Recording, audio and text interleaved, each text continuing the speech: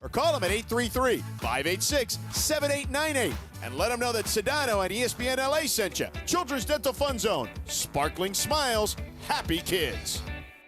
Cappy here to tell you about my great friends at Ocean Subaru of Fullerton. I'm a huge fan for so many reasons. The safety, technology, versatility, reliability, and they're all about the Subaru Love Promise. The cars are spacious and sporty. You got to go see my boy Omar and his team at Ocean Subaru of Fullerton. They're focused on your needs, and they're the most knowledgeable people when it comes to getting you into the right Subaru. Ocean Subaru, 1100 South Euclid in Fullerton, just off the 91 freeway. Go to OceanSubaruOC.com. That's OceanSubaruOC.com. Ocean Subaru of Fullerton, where every journey starts with love. Are you ready for a party? Oh, party! The first ever Cappy $10,000 blackjack tournament. Jack is happening Friday, June 6th at Park West Bicycle Casino in the city of Bell Gardens. We're going to be broadcasting live that Friday from 3 to 6 p.m. And then at 7 o'clock, you can win cash and play blackjack with Cappy. Let's do it. Sign up right now at ESPNLA.com. ESPNLA.com. Click the picture of Cappy holding cash for you, sucker. 710 ESPN, your home for the 17-time world champion Lakers. KSPN Los Angeles, a Good Karma Brands radio station. Here we go, Travis Rogers, DeMarco Farr. The far side. You ready for the far side? I'm in the far side. You're in the far side. Go. Welcome to the Travis and DeMarco Show. So let's get to the fun, shall we? The Travis and DeMarco Show right now. Yeah. Bunch is in the house today. I need some truth serum. All right. Okay. What do you got? Travis faked me out. I wasn't looking, and he made a sound. Make the sound. I thought he actually had done it. Do it again. You know what that sounds like, right? Yeah. So I thought he'd done it. I turned around. I said, "Man, are you?" And he goes, "No, that was my mouth." So, what did you say right after that? I said to you, this is a shared space. Shared space? I said I would not do you dirty like that unless there was no other choice. I would. Man to the hand. We share. This is a relatively small room. We're relatively big people. Absolutely. I would not do that to you. You give me the courtesy. Yes. Okay. True serum. Would you not do the same to me? Has it been less than a year? Almost a year, right? That we've been together in this room. About that. Have you let one slip in the time I've been in this room? 100%. Okay, yes. Thank you. Why didn't you warn me then? Because I didn't hear it. I was hopeful I could get away with it. But if I knew I was going to knock your socks off, I would be a little more strategic. From here. No, I could hear it. That's the thing. Oh no, I'm not worried about the hearing part of it. Just I'm worried to knock about it out. Under the essence. From here on out, we'll just have truth. If it happens, it happens. Let me know. Okay. And the hearing ones are the worst. Like there's ones that aren't as bad. Typically, I don't care for either one of them, to be honest, unless it's mine. Well, that's everybody. Yeah, thank you. Right. So just give me a warning and let me decide. That's awesome. Other than your temporary fear from 45 seconds ago, how you feel? I'm feeling good. Except, okay, so I have a daughter graduating, and you know this, right? They become smart, and they become opinionated, and this is why them to go to college, right? So Emily hit me with this. I told her I was going to go see Lilo and Stitch. Yeah. Did you know this thing has blown up? Like the whole movie and what it means, and everybody's up in arms about it. I am unfamiliar with the buzz around Lilo and Stitch. I too am unfamiliar with the buzz of Lilo and Stitch. Yeah. So she ripped me a new one. Your daughter did. I made a mistake and said I thought the movie was super cute. It probably is a super cute movie, but I think to my daughter, your daughter and me are similar age, and that movie was very, very important to us, and it feels like they messed up the messaging of it in the end. I mean, she's really hurt by this, and she took it a step further. It's something about government involvement in your kids and yada, yada, yada. I mean, just a lot of stuff that went like this way, and I'm like, they threw that one by me. That was Nolan Ryan. Bat still on shoulder. I was in there. You were looking for something else. Something else, right. I did not see that. I am so sorry. In the end of Lilo and Stitch, so spoiler alert if you haven't seen it, the crux of the final conflict is that Lilo is going to take it away from Nani. The new one or the old one? The old one. Okay. The original animated feature is that Lilo is going to be taken away from Nani because of social services in Hawaii. Yes. They don't deem Nani a fit adult to take care of Lilo because she almost drowned. She had a bunch of things that happened to her. But Nani is her only living family left. Both her parents have passed away. Okay. Seemingly. And I believe the new one that's not necessarily the same thing is that Nani leaves Lilo. Like ditches her?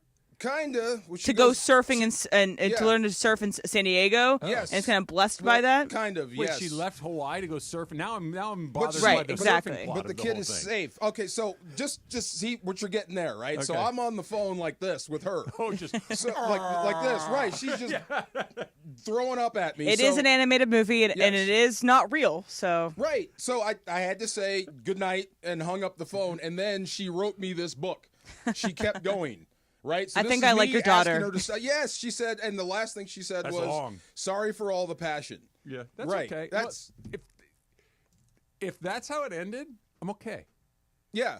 I'm going to, and then at the end, if I'm like, you know what?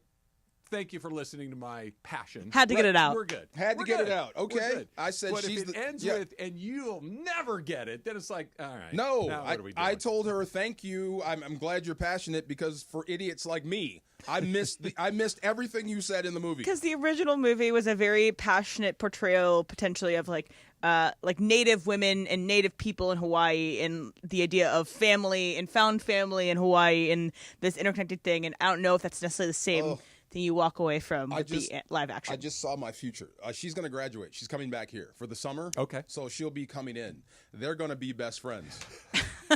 Yep. Oh, my God. Oh, my God. I look forward to that. I don't. Not at all. I very much Yeah. look Oh, forward to no. that. Wow. Roars to you, Eb. Roars. Funchy, welcome. Thank you. Yeah, Jorge a little under the weather today, so he's taking the day, and you. He's not abbreviated. Had to come out the bullpen. Yeah, you came out of the bullpen. And you came out throwing heat with your Miyagi-Do love karate T-shirt. I know. I had to and come because you guys are, Karate Kid themed Vans. Love it. Yes. I love it. I love the shirt. I really do. Yes. Thank you for wearing that. I had to put a smile on your face, It's guys. pretty good. Thank Until you Well broke my heart. You're not excited for the new one. How can you not be? Not necessary. Not What? necessary. No, yes, it's Listen, more. man, I got a They can headband. make more money. Listen, I own a headband. Me too. I own a headband. The Miyagi? Listen, I'm Yes, trying to the still. Daniel I'm still LaRusso. trying to this day find the one from Karate Kid 2, the gi that he wore, the purple one. I'm still trying to find that one. Yes, I'm still trying to find. Yes, Is that the but one where they I play will. the drum thing? Yes, Yes, yeah. yes. But I don't know if I'm going to go watch this movie. Yes, you are. Probably when it comes on HBO Max. yes. You're coming. You're coming with me. It's Karate Kid. We're going back into that world. That Jackie world Chan is a don't good need to world. be in it. No, Jackie Chan. No. Well, you're connecting all the dots. But You're that connecting wasn't- all but of that them. was The like dots not a don't have to good be Karate connected. Kid movie. But it's a Karate Kid movie. It's part of the lore. It's like He Fast and the doesn't- Furious. Come on, they're all connected. It's all part of the same world. Saying that they're Fast and the Furious is not a But compliment. you know, but wait, there's how no, many? you're kind of right. It's How like many Fast and the Furious movies are there? 10. That means it's successful. and It's they a great bring story. and they bring everyone back, no matter how bad the movie is. There you Yeah. go. Now you're getting in the spirit of Karate jeez. Kid. See, I got you already. You There guys should go get that popcorn bucket that they're going to bring do for the back, Karate You Kid. can Bring back- karate chop in half. Yes, there's Yeah. going to be a way that you can, in order to get into the popcorn bucket, you have to chop it in half and I it'll saw open. that. I saw that. I do want that. But hey, if you're gonna bring back all those people, where's Hilary Swank? Bring her back. Oh yeah, she was Well, we Karate can- Kid Yeah, too. bring her back. How Karate about Kid that? also. Exactly. Yeah. Why don't you bring her back? It's a good point, DeMarco. That needs is a great job. point. That is a great point, Funchy. Exactly. Yeah, You yeah. forgot about her, didn't you? Check. Check. I was Maybe she's rooting in it. for the Okinawa and Billy Zabka to murder LaRusso. Oh, That's what my I was God. looking for. Okay. Yeah, I'm like, get him. Never Finish gonna him. happen. And then when he honked his nose, I'm like, I'm out. Yeah. That was the end. All gone. That was the end. Come on. He didn't want to kill him. I like the shoes, though. The shoes match Yes, the shirt. They're pretty Way to good. go. They're Yeah, pretty good. That's dope. The road to global glory, guys, runs through Los Angeles. Join ESPN LA and Michelob Ultra for a FIFA World Cup watch party. It is this Saturday at Tom's Watch Bar, LA Live. Kickoff is at 7:30. You can get there early, grab your spot, enjoy giveaways and some ice-cold Michelob Ultras presented by ESPN LA and Michelob Ultra Superior Light Beer. That is this Saturday at Tom's Watch Bar at LA Live. Kickoff at 7:30. Come on out and be a part of the party with Michelob Ultra and 710 ESPN. I got a quick one for you. Changing subjects here a little bit. Do you, all three of you guys, trust your GPS in your car no matter what? Yeah, for the most part. Okay. Yeah. I Yeah. did too until today. It took me on a route to get to work this morning that I do not understand. So the car just kind of, the cars are smart now, Yeah. right? It just knows this is the time of day. You get in the car and this is where we're going, and it maps out your 99 times out of 100, it takes me the same way.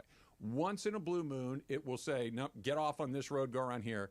and save you some time. Traffic, construction, Traffic, an accident, construction, all of those things. This one took me off of the freeway to a different freeway, off of that freeway on the surface streets to another set of surface streets, back to my original freeway. Ooh. That was like a 20-minute workaround to skip like 5 exits on the freeway. There was no traffic on the freeway. Really?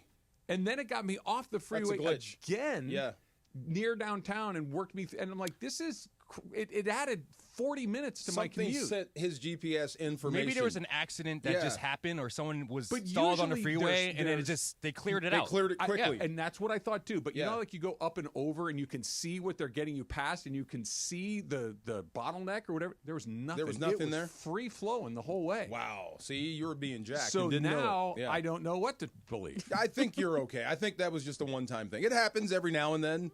Where you think, like it says, just go this way, it's faster. Does yours do this? Where you get in and it says, ETA this time. Yeah. Right. And or go here and save 7 minutes. Yes. Right. Yeah. So I get in the car every morning and it does its thing and it'll say ETA. And almost without fail, the ETA is somewhere between 6:25 and 6:35. Almost. Today I get in the car and it says ETA 7:05. I'm like, whoa, what's happened. Going on? Yeah. Going.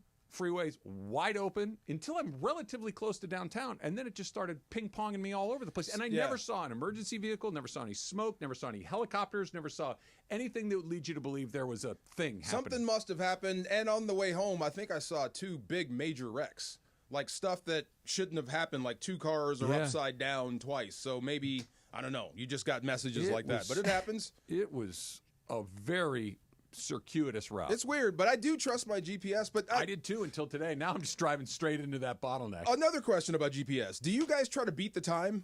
No, I drive like an old lady. All the time. Why? I don't get it. Why? What's the point? It's a feeling of just happiness that I did something. That you beat the computer? I beat the computer. That's exactly what it is. Okay, wow. I drive like an old lady.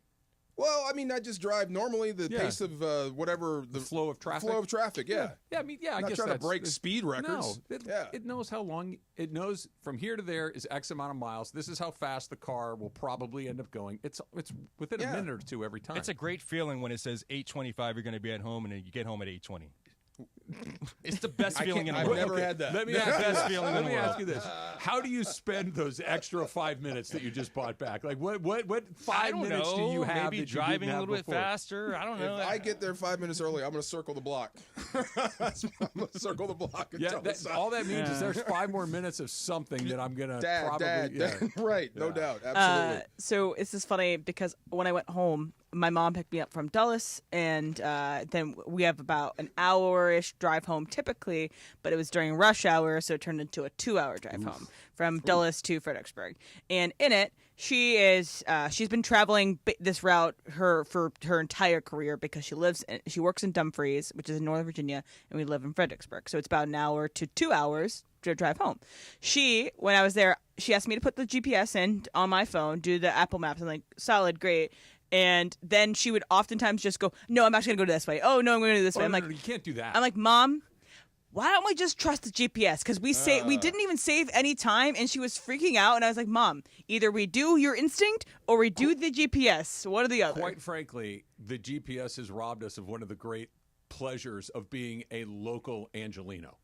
Of knowing the workarounds, of knowing how to get off and where to get back on, and this road is seldom used, and this is a quick little, if you skip these 3 exits and get off and get back on, now everybody knows the tricks because the GPS has told everybody how to get there. All my little secret passageways have been found out by everyone. I hate that. And that's what she tried to do in Northern Virginia around like 208. Oh, take this. I'm like, Mom, just go this way, please. Just turn the thing off if you're going to do it yourself. Yes. You went out to practice yesterday, didn't you? I did. Fun. Lots of fun. JJ Redick was out there. Oh, I want to hear about that. I want to hear JJ at football practice, what that looks like. That's coming up next. It's Travin DeMarco, 710 ESPN. For ESPN LA contest rules, go to ESPNLA.com and click the contest button. Pacific Palms Resort, LA's Hilltop Hideaway and #1 work and play resort, provides opportunities for all travelers and locals. Enjoy restful accommodation, dine in the Red Restaurant with an expansive outside patio, or pamper yourself and relax at the spa. Hit the links at one of their 2 championship courses, the Babe and the Ike. Pacific Palms Resort is the perfect choice for a Los Angeles venue for your business meetings, weddings, and big events. Enjoy a beautiful staycation or family holiday at their Hilltop property. Book your stay at LA's #1 work and play resort today at PacificPalmsResort.com. Why do more people buy their car? Hey, it's Travis. Join us Friday, May 30th from 9 a.m. to noon at Legends Attic in Claremont as we celebrate their 1-year anniversary and kick off the Freddie Freeman World Series Game 1 Walk-Off Grand Slam Ball Tour. Plus, Oral Hershiser hosting special guests, Dodgers voice Joe Davis, Steve Sachs, Rick Monday, Jaime Harin, Peter O'Malley, and more. Giveaways in the amazing art of Dave Hobrick. Purchase your tickets for meet and greets at legendsattic.com. We'll see you Friday, May 30th at Legends Attic in Claremont. Flooring, check them out at hernandezwholesaleflooring.net or call them at 866-62-FLOOR. For the best prices on hardwood, carpet, and more, call 866-62-FLOOR. Cap here. Here's the scenario. Your home is flooded and the damage is severe. Now it feels like your insurance company is turning on you. They won't approve a replacement living arrangement and the adjuster leaves you in the lurch. Take a breath and call Avner Gatt. With years of experience and a passion for helping people, if you've got water damage at home, call Avner Gatt today. 818-917-5256 or avnergatt.com. That's 818-917-5256. Avner Gatt. Your claim, our game. USC football is more than a game. It's tradition, pride, and unforgettable Saturdays in the Coliseum. Be there for every kickoff, every touchdown, and every unforgettable moment this season. Secure your football season tickets today and lock in the best seats, exclusive fan benefits, and memories that last a lifetime. Don't miss out. We need you in the stands. Visit USCTrojans.com or call 213-740-GO-SC. Need assistance with door and window projects? The Home Depot can help. From inspiration and materials to ordering and installation, our free millwork virtual apron service can get you moving and doing. Plus, we speak Spanish too. Our associates can help you tackle complex jobs without you leaving the job site, saving you time and money. Call us at 1-833-HD-APRON or visit homedepot.com/MVA. The Home Depot, how doers get more done. This is the humble abode. Oh my God, it's so humble. FX presents Adults. You don't know your social security number? No, I do. It's just my mom, knows the whole thing. A new comedy about 20-somethings achieving zero anythings. What is the worst that happens? I go broke. I can't pay my loans. I start an OnlyFans, but only you guys subscribe. I can't do OnlyFans. Yeah, you wouldn't make it on there, so sorry. FX's Adults, Wednesdays on FX. All episodes streaming on Hulu. And yes, welcome to the Travis and DeMarco Show. Now mornings, 9 a.m. to noon on 710 ESPN, your destination for LA sports. Let's get back to the fellas. The Travis and DeMarco Show continues right now. Hey, here we go, yo. Has your daughter texted you about Lilo and Stitch again, or is she still in a good spot? Some of this I can't read. What did it turn personal towards you, or just her feelings about the movie? No. Remember, so she goes to school in Oregon, so she is around a lot of like-minded people. So all they do is sit around and figure out why we went wrong, the Boomers and Generation X. We're fine. I know we're good. Yeah, I know we're good, but they don't know. Y'all drink a lot of milk. Okay, I got one gripe. We did. I got one gripe about the young. Okay, especially the young men, boys, that you're forgetting that we made Jordans hot, not you. Okay, we did. We made them popular. I had a pair in 8th grade. Thank you. Yeah, the reason you're wearing Jordans now is because of Not us. only that, they were a really good pair. Thank you very much. White ones with the gray panels. Ooh. Yes. They were the Jordan 2s. Oh. They were terrific. Remember how you felt your first pair of $100 sneakers? Oh, yeah. And how you took care of them? Oh, yeah. How you would stay away from people? I was convinced I was going to start dunking. To this day. Thank you. Yeah. What you were? What? I was convinced I was going to start dunking like Jordan. That I had Air Jordans on. I was going to fly through the air and start throwing them down. Start slam. I mean, they were. I didn't know they were a fashion statement. It was just I wanted to be. I wanted to be a part of the. Let's be honest. Yeah.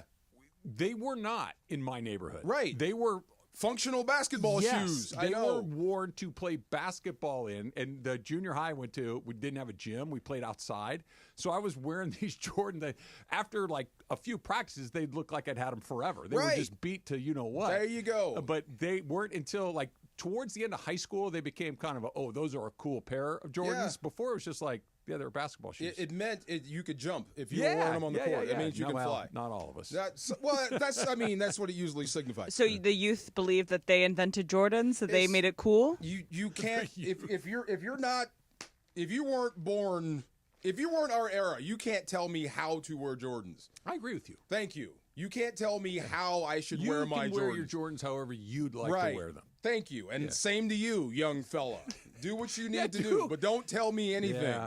We made these. But popular. You can't wear flip-flops as a man. That's what I think. I wore my flip-flops around yesterday, just hoping that somehow, some way, you would see. I knew it was impossible. Like that you weren't going to call me or happened to be in Laguna Niguel. Just somehow you would butt dial FaceTime me, and you'd have to see my flip-flops. I don't know what. I got my Birkenstocks in the car. I almost wore them up here. That's different. That's not what I'm talking about. I know, but for him, he hates Birkenstocks.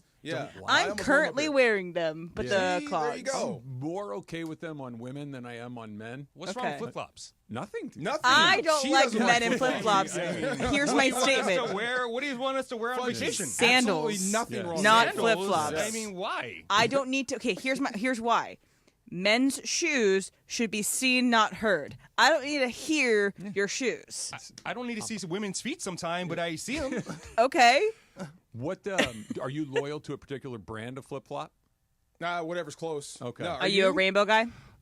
I want to be, but I'm not. I have a pair of rainbows that I've been trying for 2 years to break in. They won't break in. They just refuse to break in. Maybe it's because you shouldn't be wearing flip-flops as a man. Reefs forever. They break in right away, and they're perfect. They're expensive, though. Wow. They're not any more expensive than the others. Really? Wait a minute. Really? You're brand specific on flip-flops? Yes. I'm not. I like my rainbows. I'm grocery store flip-flops. Yeah, me too. The ones that are hanging like exactly. next to the canned tomatoes? That's Susan. Susan's exactly like you. Right there. Give me those. The Hawaiian locals only specifically. Oh, I love that. She orders them from the ABC store from Hawaii. There They're you like go. $3 a pair. Yes. Yeah. Because I usually break them. Something happens and I just throw them away, get a new pair. That's because you're buying $3 flip-flops. If you buy leather ones, they won't break. I should invest in flip-flops. I'm just saying they won't break.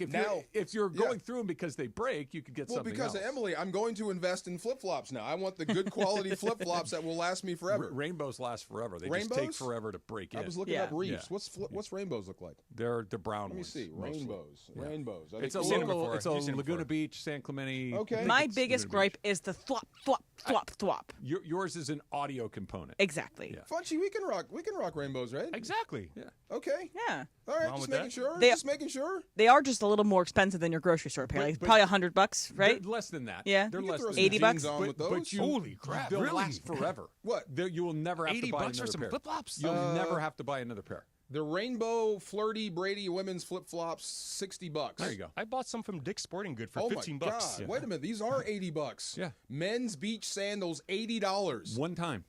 How many $5 pairs have you bought? I bought 100. There you go. So you're in the red. You're hired. You're my new financial advisor. You're in the red. There you go. Where were you like 10 years ago? Look, this is one of those things. Buy something that's relatively expensive once, or buy something that's less expensive multiple times. That's easy. I share that philosophy. I just never applied it to flip-flops.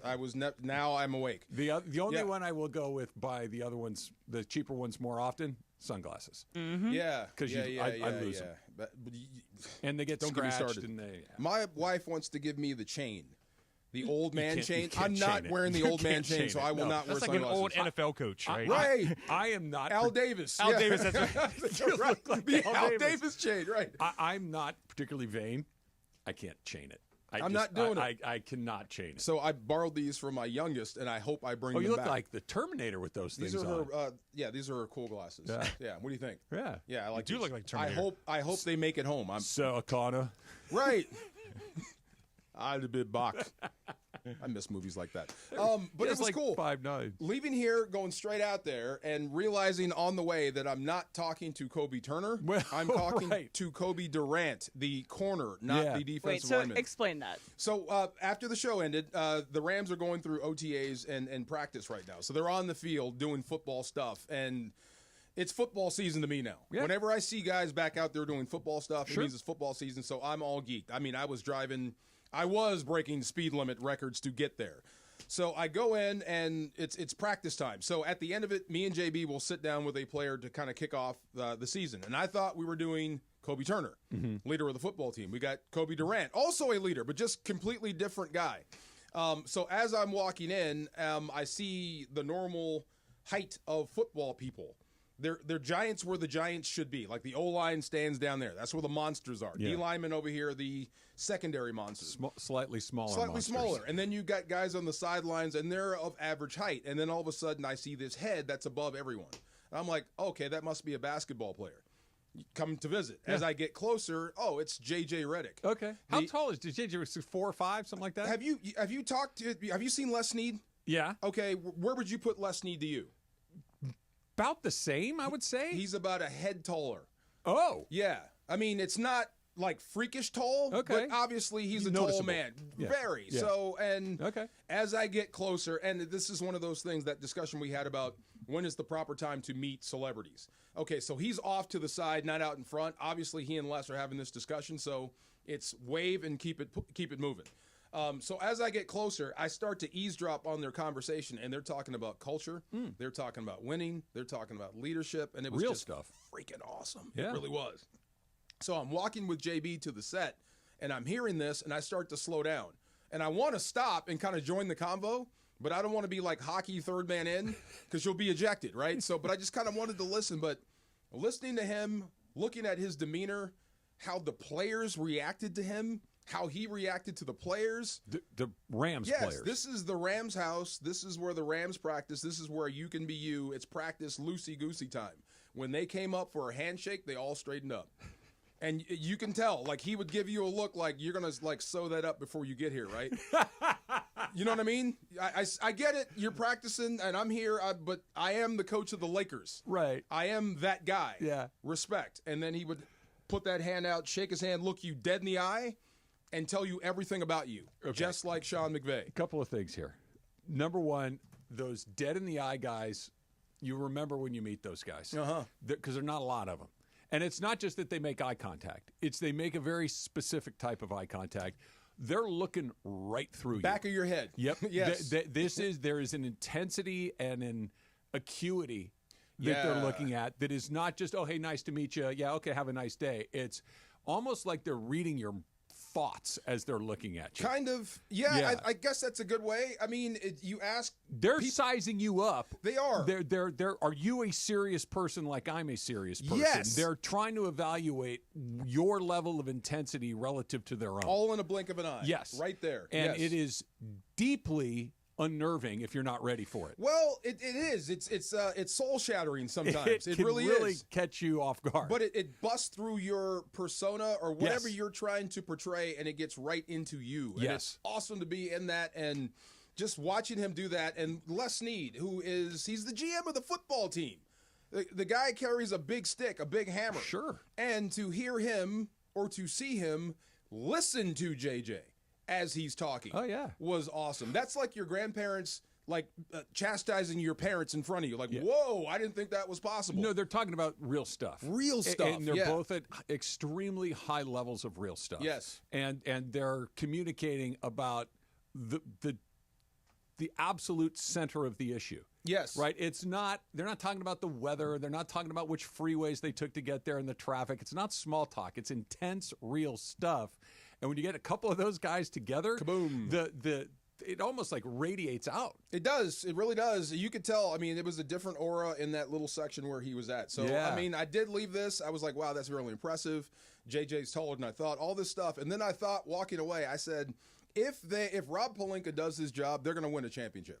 I still think or they if are they too. don't, it ain't going to be his fault. I don't think it is either. I think that they're on the right track. Me too. They've got a real coach, and they've got a mega star in his prime. Yes. And who seems to be getting it.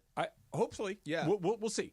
I think. Well, that's doing the right thing, showing I up. do too. I mean, if he was on a beach with a fat stomach, bad. The variable, though, is Luka and what you put around Luka. It's not the coach. Right. And it's not the ability to win titles, because we've seen the Lakers win. It's what do you put around him? That's the general manager's issue.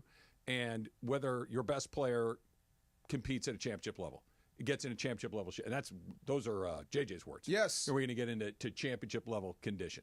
That's up to Luka. JJ can't do the crunches for him. No. You know, that's entirely up to Luka. All he can do is set a standard and stand by it. And you can tell he's that guy. And the Rams have set a very good standard. It seems as if everyone that goes to that organization lives up to that standard, or if they get kicked out of it. Okay, so this is the other thing. This is year 9 for McVay. Yep. So this is my 9th OTA, 9th year of him watching. So that coaching staff has changed over quite a bit. Yep. He still is the most energetic coach I've ever seen. No one coaches harder than him. I mean, there are the coaches that coach hard. Aubrey Pleasant is one. He's always on your butt. He has a standard. This is what we do, and that's it. But he's following that example. 100%. That's how it's done. That's 100%. What I mean with JJ. That why when Emily said what she said about, you know, the Rams have this standard, yes, but they have that standard since Sean McVay's gotten here. Yeah. Because it wasn't there when Jeff Fisher was here. There's no BS there. It's really cool. When Jeff Fisher was here, it was they stink. That's not a good team.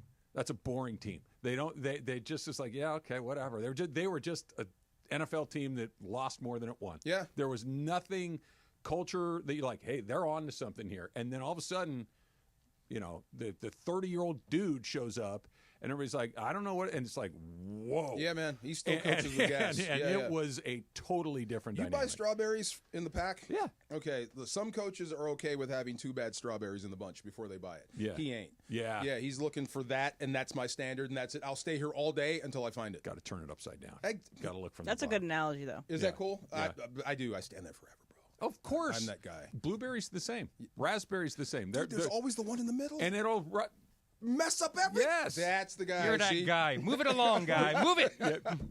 You move it. We're buying strawberries, and we're going to get a Sean McVay batch of strawberries. Thank you very much. By the way, sorry, one more thing on this strawberry topic. Have you guys ever used Instacart?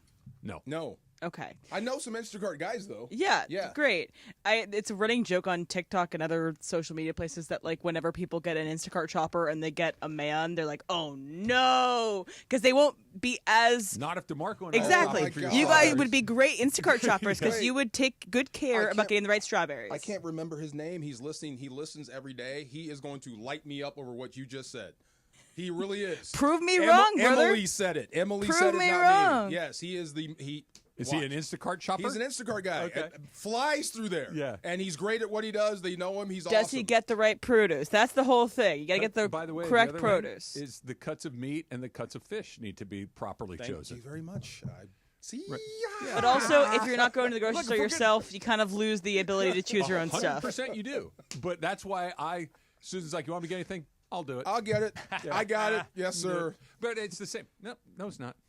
And when you do, can you pick this up and you allow it to happen? It comes back and it's wrong. You can't complain, and you can't complain about it. But then there's also like the people that send their boyfriend off to get the groceries, and they come back. Oh, can you get me some garlic for our thing? And they come back with just like 17 bags of garlic. Like, will this be enough? No. If you want a specific amount of garlic, you need to tell me specifically how much garlic. If you say get garlic, does that mean get garlic, one clove, yes. or do you want a bushel of garlic? Or the minced garlic in the can thing. Right. If she said get me garlic, what would you bring? I would home? ask follow-up questions. But do you want cloves? Do you want the jarlic? Do you want the paste? Oh. And if she says I want a clove, how many do you want? I'm bringing that jar. You bring a jar? I bring that jar, I baby. bring you one.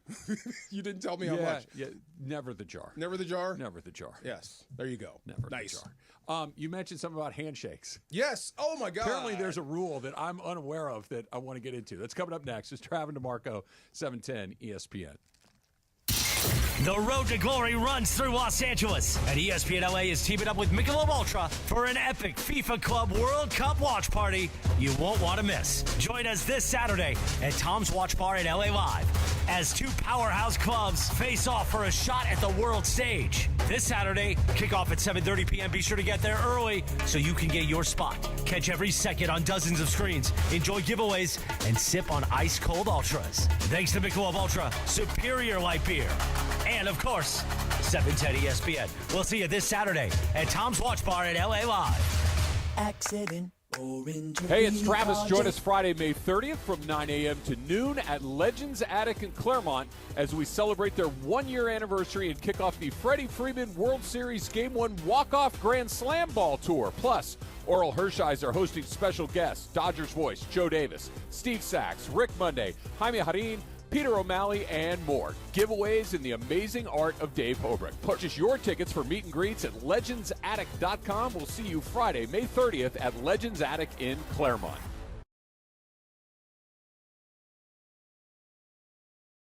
Hey guys, double down with me in my first ever $10,000 blackjack tournament. It's going to happen on June 6th at the Bicycle Casino. You know it, the Park West Bicycle Casino, 888 Bicycle Casino Drive in Bell Gardens. Here's what we're going to do. We're going to have a live broadcast from 3 to 6. But when you walk in, I want you to say, double down with Cappy. You go to the Players Reward Desk, and you get your free entry into the tournament, which is going to start at 7 o'clock that night. Remember, it's June 6th. Double down with Cappy is going to get you a free entry into the tournament, which you're going to need to get because I'm telling you, this thing's going to fill up real fast. Live radio, real cards, big prizes, very limited seats. So lock yours in now. RSVP for more information for all the details on the tournament at espnla.com.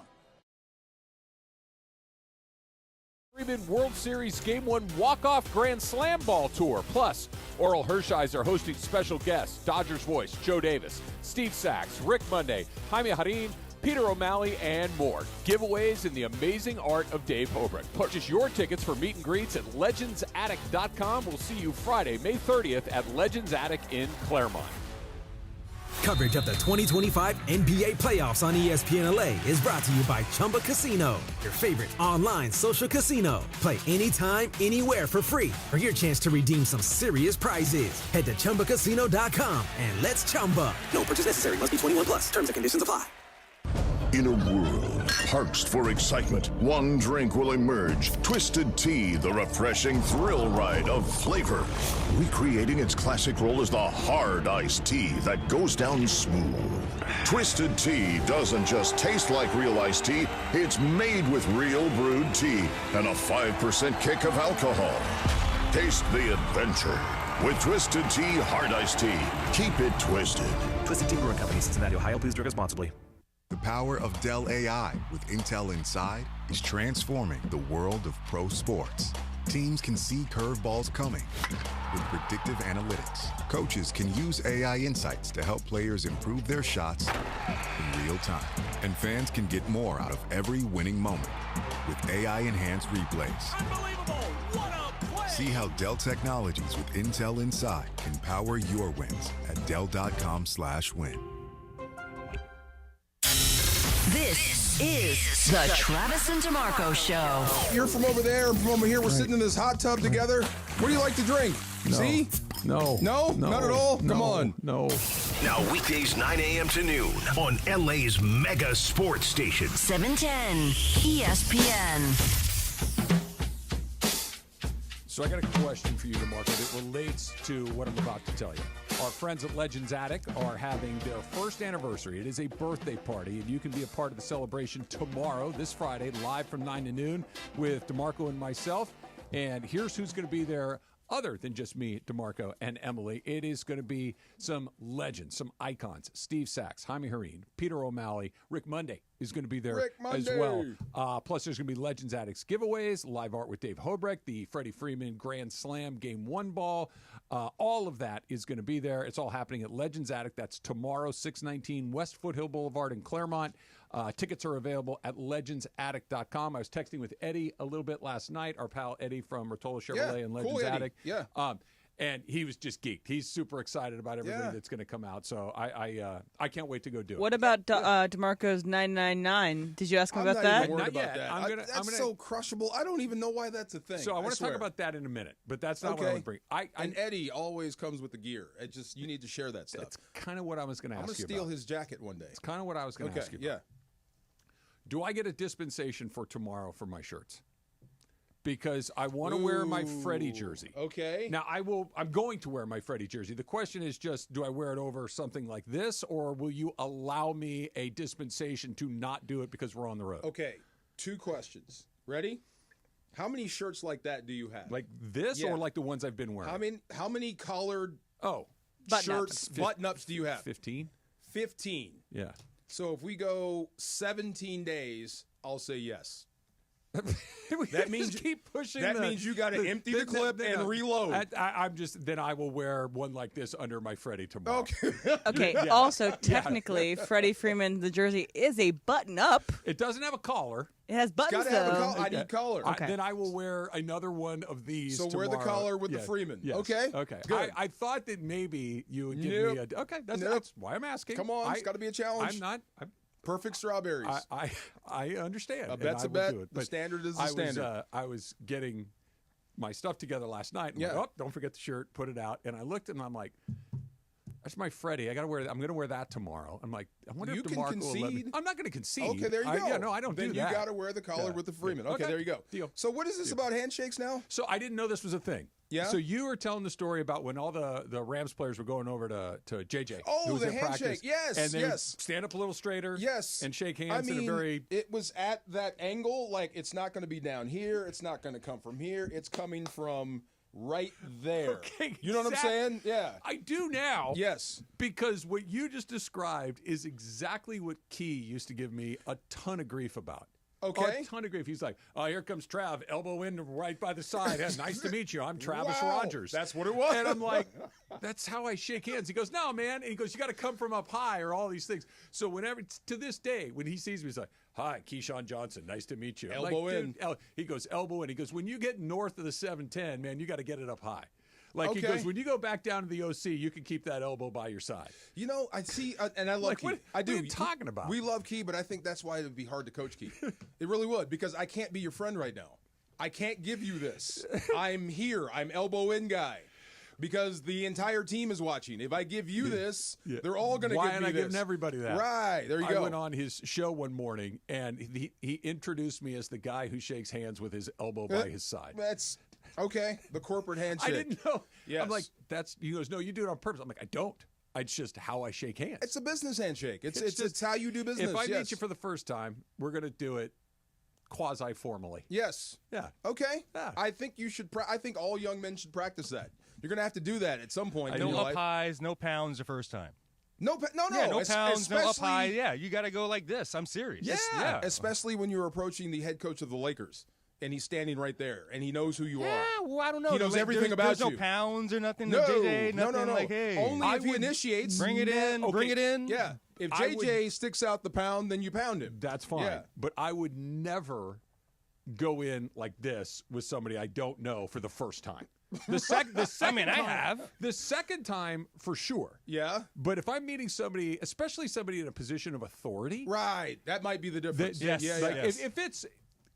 No, I'm trying to think, like, if I met, like, a friend of a friend who I'd never met before.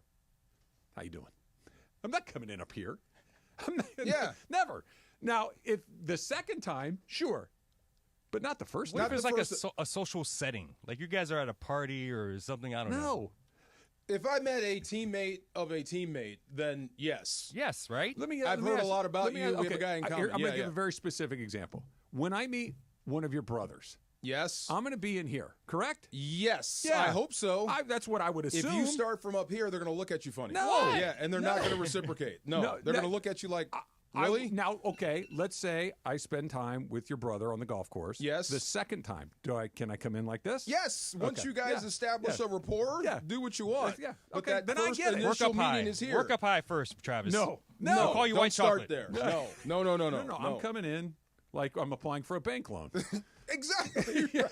Right. And keep that You know that shirt sketch on. from Key and Peele where Jordan Peele's going around the line, as Obama, and is shaking the hands of the white guys with the black guys. It's, oh, yeah. Oh, is it a race thing? No, at first handshake has got to be. I don't care, black, white, Latino, Asian. I am coming in like this the first time with everybody. I'm meeting the father of my daughter's boyfriend for the first time. It's the right first here. Time. Yes, and I'm gripping you. The second time, once you've said, once your brother and I play a little golf together. Right. Then you establish something. Yeah. But either handshake, I'm not letting go first. That's the other thing. I don't. Yeah, that's my grandfather. Is that a was thing? Like that. That's a my thing. My grandfather was like that. I'm not letting go first, and I'm going to squeeze a little bit. Yeah, and he would always turn you over. A little bit. It's a little bit, like Predator. Strong grip. Yeah. He would always boom and then roll you over. I'm just trying to see where you're at. Yeah. How fast you give up. Let me see. Yeah, I just want to know. The Far Side's coming up next. It's Travis DeMarco, 710 ESPN. Let's talk about next gen, right? The official AC conditioning. It is AC conditioning. It's also heating, plumbing, and electrical company of SoCal sports fans. And you know them for their incredible AC service, right? You know them for their incredible heating. So I've actually had them for both AC and water cooler or water heater issues at my house. But did you know that they do plumbing as well, right? So if you're noticing that leak, you find that mushy part of the wall, any of that sort of stuff, clogged drains, Next Gen can help with all of that stuff, both the big problems, you don't want those, and the small problems that we all are going to get. And for a limited time, Next Gen's offering ESPN LA listeners, that means you, a drain cleaning for just $88. Their expert technicians will work to clear even the toughest clogs, plus they can check your pipes for any other signs of damage. So go see what they have to offer. We're talking things from slag leaks to clogged drains to water filtration. They're going to make sure you are taken care of. There are financing options. There's 5-star legendary Next Gen service, and of course, they're available 7 days a week. So don't wait. Give them a call right now, 833-3NEXT-GEN, to schedule your $88 drain cleaning today. Next Gen's here for you today and for years to come. Are you ready for a party? Oh, party! The first ever Cappy $10,000 blackjack tournament, Jack, is happening Friday, June 6th at Park West Bicycle Casino in the city of Bell Gardens. We're going to be broadcasting live that Friday from 3 to 6 p.m. and then at 7 o'clock. You can win cash and play blackjack with Cappy. Let's do it. Sign up right now at ESPNLA.com. ESPNLA.com. Click the picture of Cappy holding cash for you, sucker. Hey guys, have you checked out the all-new Park West Bicycle Casino? With a new owner, fresh renovations, and upgraded amenities, it's a whole new way to experience LA's premier. Hey, it's Travis. Join us Friday, May 30th from 9 a.m. to noon at Legends Attic in Claremont as we celebrate their one-year anniversary and kick off the Freddie Freeman World Series Game 1 Walk-Off Grand Slam Ball Tour. Plus, Oral Hershiser hosting special guests, Dodgers voice Joe Davis, Steve Sachs, Rick Monday, Jaime Harin, Peter O'Malley, and more. Giveaways in the amazing art of Dave Hobrick. Purchase your tickets for meet and greets at legendsattic.com. We'll see you Friday, May 30th at Legends Attic in Claremont.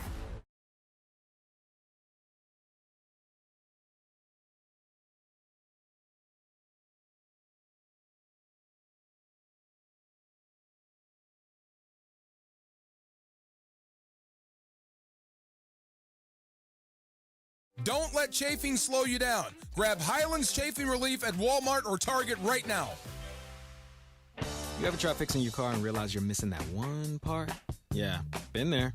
That's why eBay's my go-to. They've got millions of parts, guaranteed to fit. I'm talking brake pads for when yours have seen one too many miles of stop and go. Oil filters, because you don't mess around with your engine care.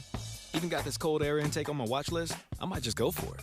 To keep the ride cool and your DIY streak hot. Find all the parts you need at prices you'll love. Guaranteed to fit every time. eBay. Things people love. Eligible items only. Exclusions apply. Get in the zone. AutoZone.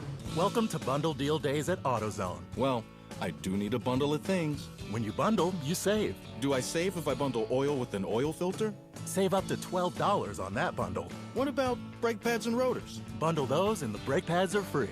Can't save more than free. You can save on hundreds of deals during Bundle Deal Days. Ends June 2nd at AutoZone. Get in the zone. AutoZone. Restrictions apply. Duralast brake pads only. You unlock this door with a key of imagination. Beyond it is another dimension. A dimension of sound, a dimension of sight, a dimension of mind. You're moving into the land of shadow and substance, of things and ideas you've crossed over into the far side. I'm in the far side. You're in the far Let's side. Go. It is the middle ground between light and shadow. Do you know what helped? 4 or 5 hour ride. I jumped in the ocean. It helped. Between science and superstition.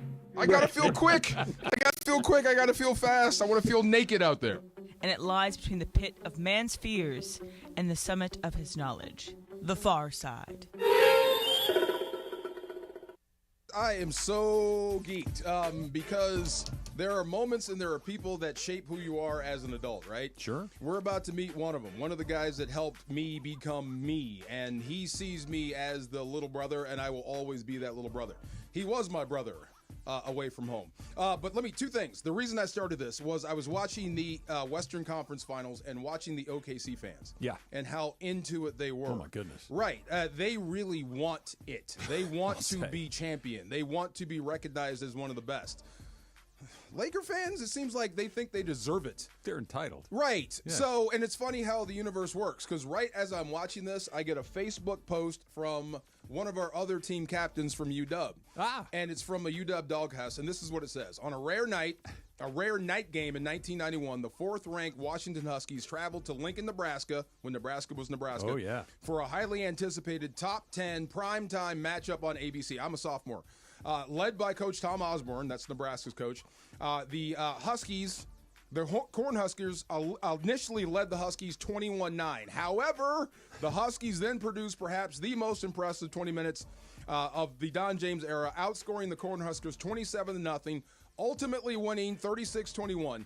Key performances by Billy Joe Hobart, that was our quarterback, 2 rushing touchdowns. Bino Bryant had a bunch of notable runs. He's right here at Dorsey High School. This is Bino.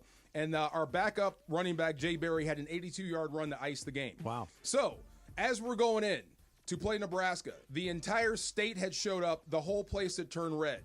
It was about the most intimidating place I'd ever seen in my life. I bet. After we beat them, this game here, they all stood up and gave us a standing ovation on the way out. That's amazing. Can you imagine that? No. Can you imagine applauding the team that just beat your school? And you pulled their pants down, like you killed them. Right. Yeah. So one of the guys that was on that team, that was a senior on that team, a leader, we happened to be in touch, and he's on the phone right now. Tyrone Rogers. Big T, are you there? I'm here, sir. I love your commercial. Far Side. Thank We're you. on the far side, baby. Thank you very That's what much. I'm talking about. Man, it's so good to talk to you, bro. Do you remember that game in Nebraska? Oh, I remember that game. I love playing in Nebraska. Remember, I transferred in from Oklahoma, and I played there 2 years before. So I love going to Lincoln. So it was a wonderful game. And their fans are one of the best. You know, UW fans are number one, but one of the best college fans there. And that for them to do that really, show their class and them basically bowing to the champions that we didn't become yet, that we were there. Bow down to Washington, no doubt. But I've lost a lot. My home fans have never given the opposing team a standing O. We've won a lot. Never got a standing O. That was crazy. So he said he transferred in from Oklahoma. So Barry Switzer was your head coach at Oklahoma, right? Yes. Yes. So he transferred to UW when Oklahoma was still Oklahoma. Right. When Oklahoma was damn near a cuss word in college football. Yeah. Like, oh, blank, here they come. Yeah. So we got Tyrone. And I remember you, because you and my brother are the same age. You guys were both recruited by the world. So every time I would see his name, and I was a disciple of Cal High Beat magazine. Remember that? Yes. You know what? Let me tell you a little backstory on that. I almost didn't like you. Go on. All right. I almost didn't like him because his brother and I, we came out the same year. And then also another brother of ours, Terrence Poe. Yes. We came out and we were ranked the best D lineman coming out of California that year. And as your brother is, as we all know, everybody know him, that he is the best marketer there is. So he came up with a slogan saying he's the best and the best of California, not Northern California and everything else. And I was like, who in the hell do he think he is? So, I'm like, I know the Farr family has, tradition, but wait a minute, he should back down. So I almost didn't like it just because, your brother's. That's why. See, there's one thing. Besides, I love his brother. Yeah. So there's one time, right? So we had this thing, and it was funny. Every recruit, you go meet everybody, and there was this one thing. It was a poster that said, wanted by the James gang. Don James wants you to be a recruit. What they were doing was actually measuring your height, but we didn't know that. So they would stand you by the picture, take your picture, and they'd see how tall you were. You didn't like that. You were already. It was cool. I was over 6 feet, but Tyrone was the only guy. Remember, we went up there and we had. It was the era of Polaroids. He made me sit up there and flip off the poster. Remember that? I still have that picture. Me and him, right? I look like a hostage. I do. We had to do it. But following T, I mean, that year, 1991, beating Nebraska, that whole year was a dream. It was magic.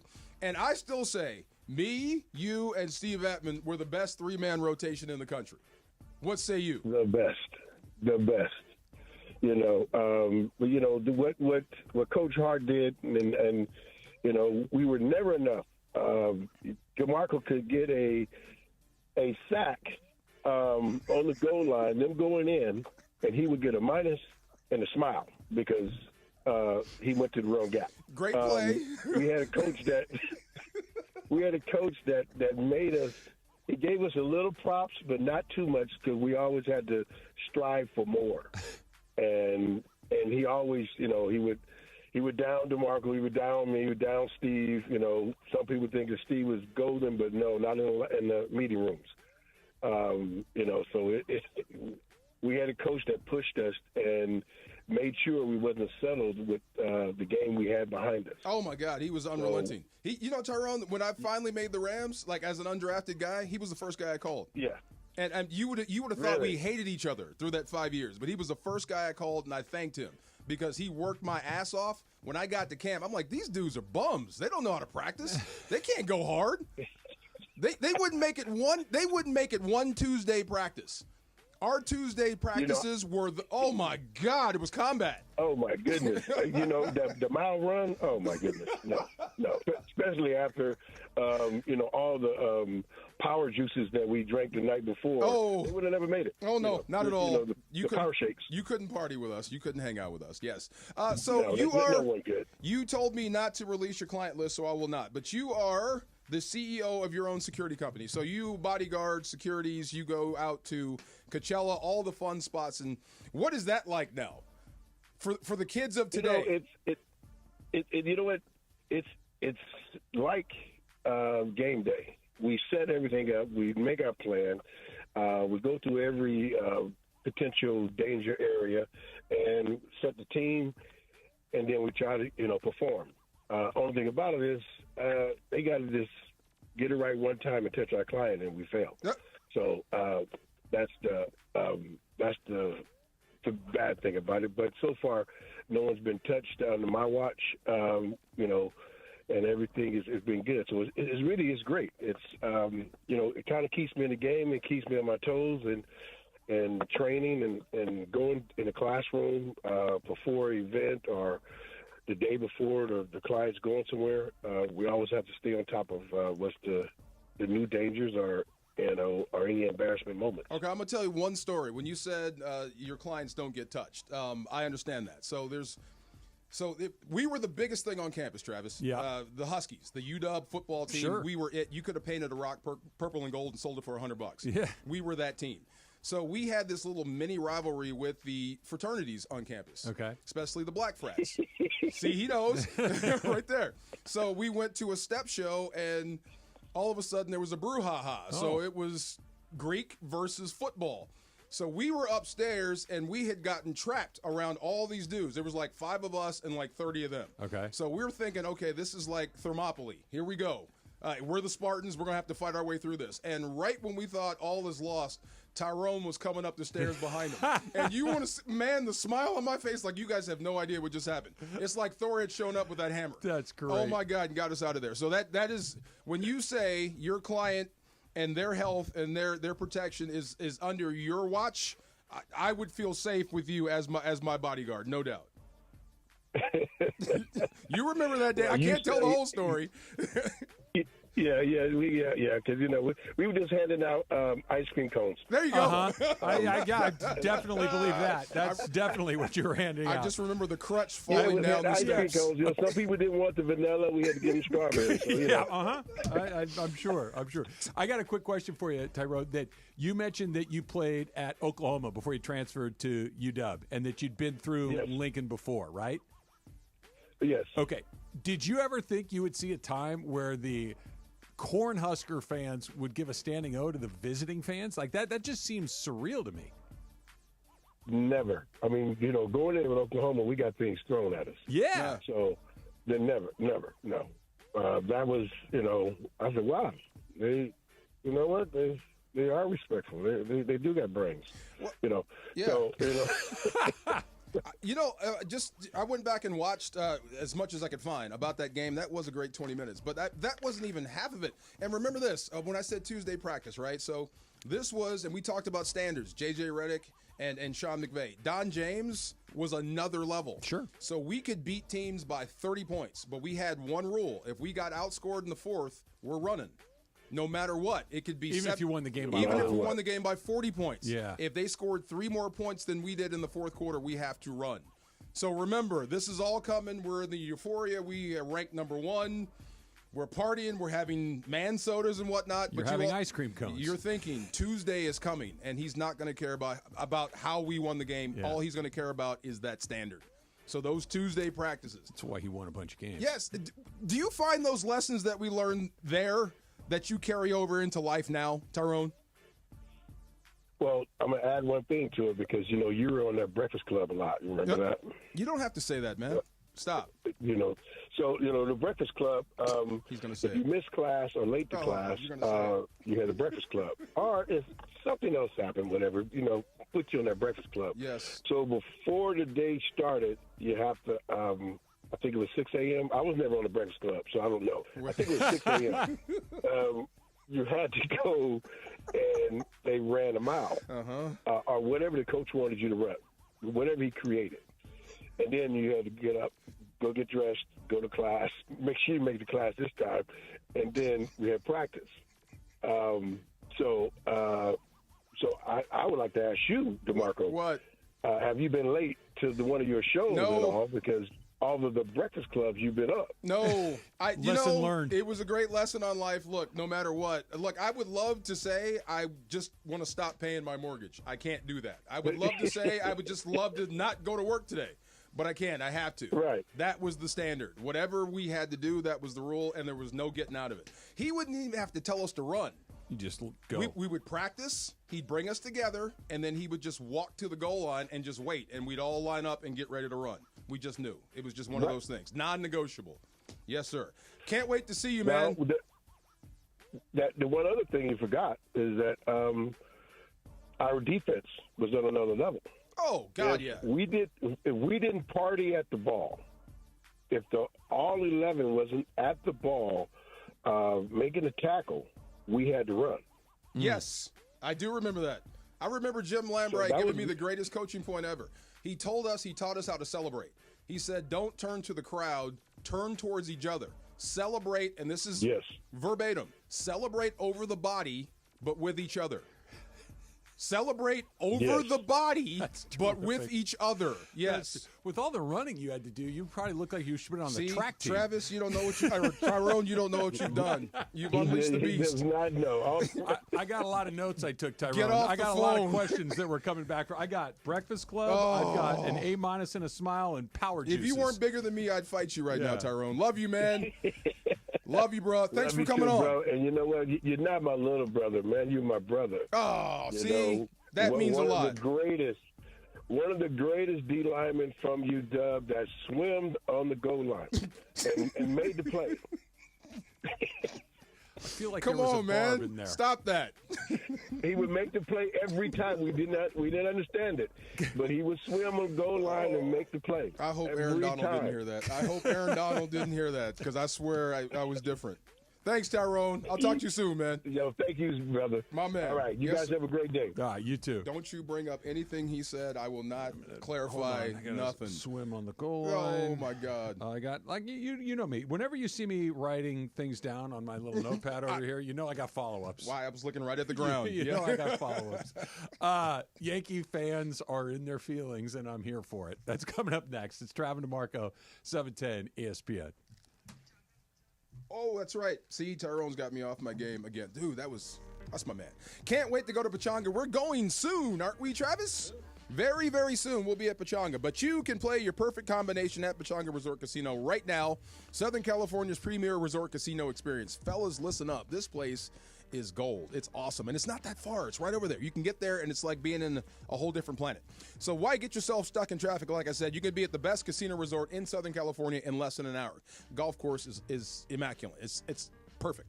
Pechanga gives all guests the amenities they expect of a world-class resort, exceptional entertainment, dining, spa, golf. Let's not forget round-the-clock gaming excitement. That entertainment, I heard David Lee Roth is coming. I will be there. The immense casino floor, there's 1,100 hotel rooms and suites there, the spa, the golf course, 20 bars and restaurants, and so much more. I mean, this is your weekend getaway, fellows and ladies. This is it. Pechanga Resort Casino, one of the largest resort casinos in the country. Come see why readers of Newsweek and USA Today voted Pechanga Resort Casino the best casino outside of Las Vegas. So whether your idea of entertainment is lounging poolside, watching Diamond Dave, or putting a great bet on blackjack, Diamond Resort Casino is waiting for you right now. Visit Pechanga.com or call this number, 888-PECHANGA, that's 888-PECHANGA, to book a reservation or for more information. I'll be there July 12th. There's a whiskey and wings party I cannot wait to attend. Also, follow them on Instagram at Pechanga Casino for up-to-the-minute news and information. Hi, it's LeBron. The Lakers play here. 710 ESPN. KSPN, Los Angeles. A good karma brands radio station. Big on protein, rich on flavor. The new $10 Islands Restaurants protein bowls are here for a limited time. Packed with over 40 grams of protein and stacked with fresh ingredients for the flavors you love. Just in a bowl. Find your protein paradise at islandsrestaurants.com.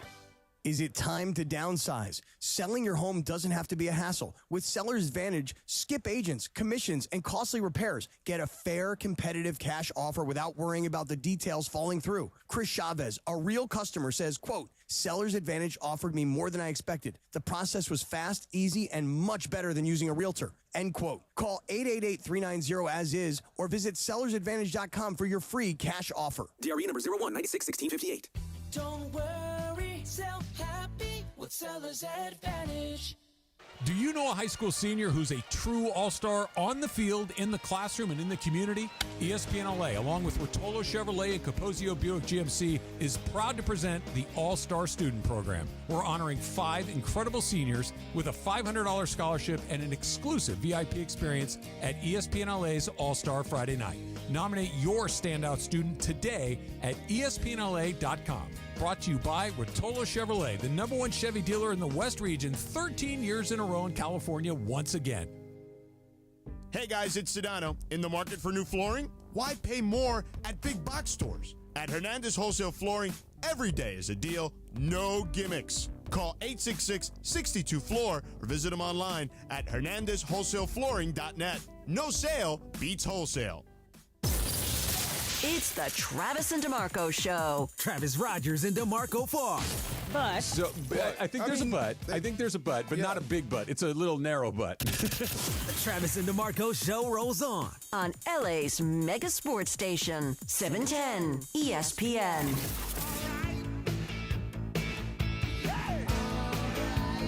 Hey, there we go. Tell me who this is. Diamond Dave. Diamond Dave. This was his breakaway from Van Halen. I don't need them bums. He kind of did. I got my own band. What happened to I'm a Gigolo? This wasn't this was the breakout hit? I thought it was Album Gigolo. That too. This was his MTV hit. This was when he had Steve Vai, what happened to California Girls? That was there too. Yeah. Yes. I think I told you guys I flip on The Sopranos when I get home just to have something in the background while I'm doing dishes or eating lunch or whatever. And it was the one where David Lee Roth is at the poker game. Oh yes, you know who else was there too? Yes. You know who else was there too? Lawrence Taylor. Lawrence Taylor. You're right. You're right. Sir Lawrence of the Meadowlands. Yes. Great episode. Where is this game at they're playing at? I have no idea. Just don't sweep crumbs next to Syl. Yeah. Well, Syl gets a little. It's one of the few times Syl's on tilt. Why? Why now? Yeah. I like crumbs. I could watch it over and over and over. What questions do you have? Go ahead. I really don't know where to start. That's if I'm being honest. Let's start with this. When you said you were drinking some power juices, what is a power 40 juice? ounces. Oh, that's not so bad. Old ignorant. Oh. Yeah, old ignorant. That's what he You meant. weren't a St. Ides man? No. Old E exclusively, or would you? What about a Mickey's? Old E was I guess that was our drink of choice up there. Okay. Yeah, that was had part of the culture then. You're just like my older brother. There you go. Yeah, right. He was an old E guy. Yeah, old it's ignorant. Exclusive. I've had them. Yes. St. Ides. Yeah. Mickey's. Like all of Colt.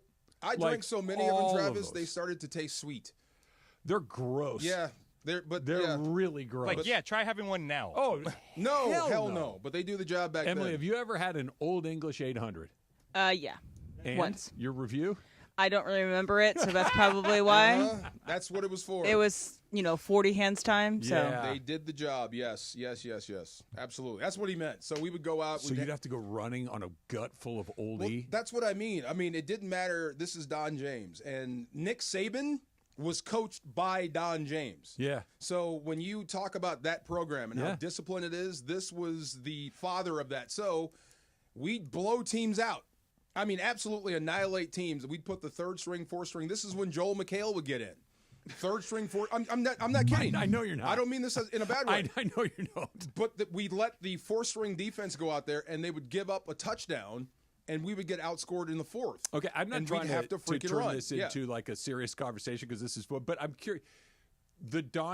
Nick Saban, until very recently, was coaching and having tremendous success. And Nick Saban was known as a taskmaster. Yes.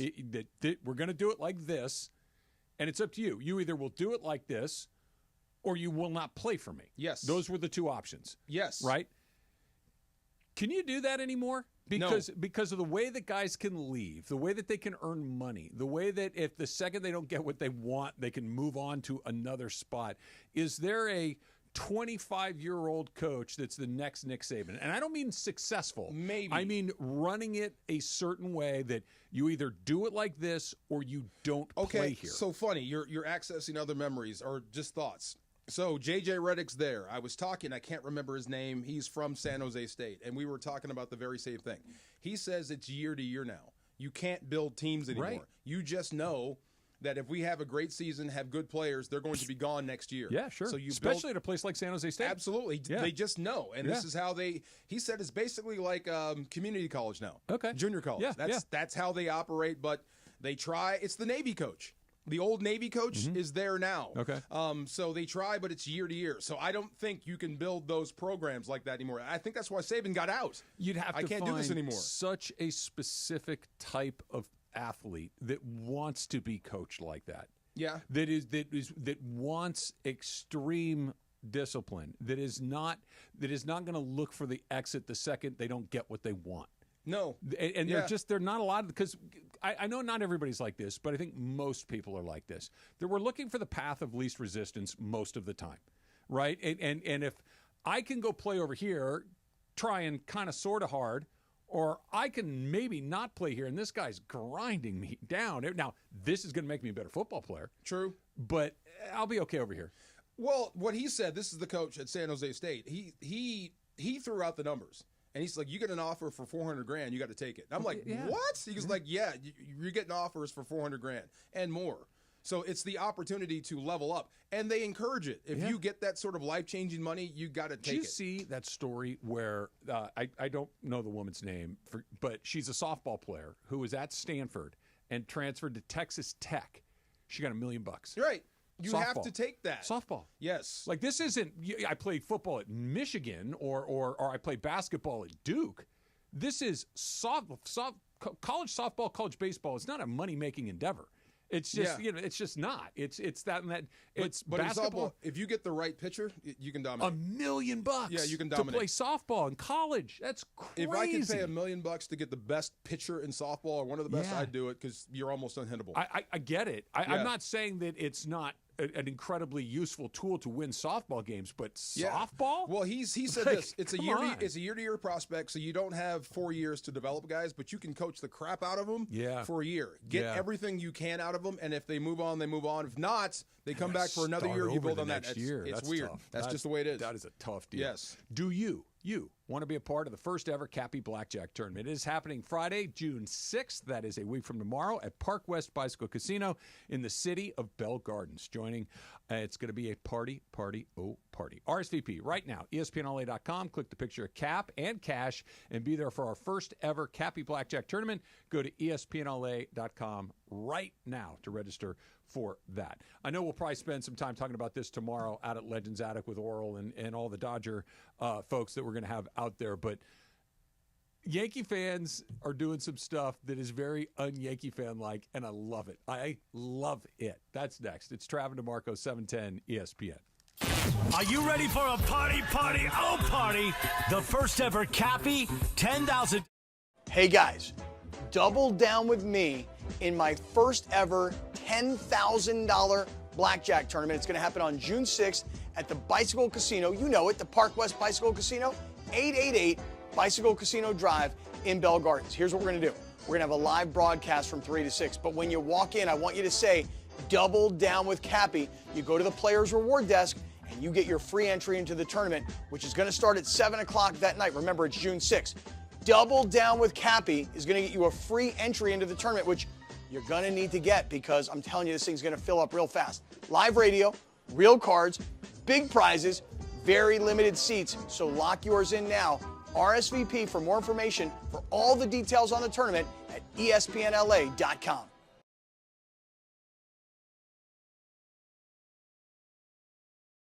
Hey, it's Travis. Join us Friday, May 30th from 9 a.m. to noon at Legends Attic in Claremont as we celebrate their one-year anniversary and kick off the Freddie Freeman World Series Game 1 Walk-Off Grand Slam Ball Tour. Plus, Oral Hershiser hosting special guests, Dodgers voice Joe Davis, Steve Sachs, Rick Monday, Jaime Harin, Peter O'Malley, and more. Giveaways in the amazing art of Dave Hobrick. Purchase your tickets for meet and greets at legendsattic.com. We'll see you Friday, May 30th at Legends Attic in Claremont.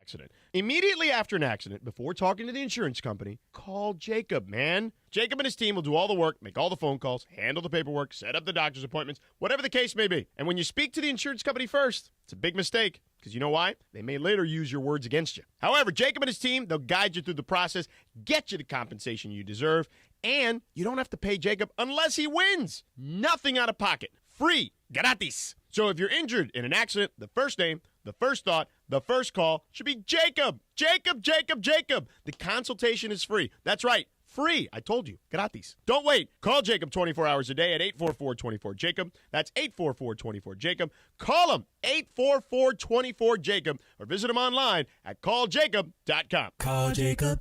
The power of Dell AI with Intel Inside is transforming the world of pro sports. Teams can see curveballs coming with predictive analytics. Coaches can use AI insights to help players improve their shots in real time.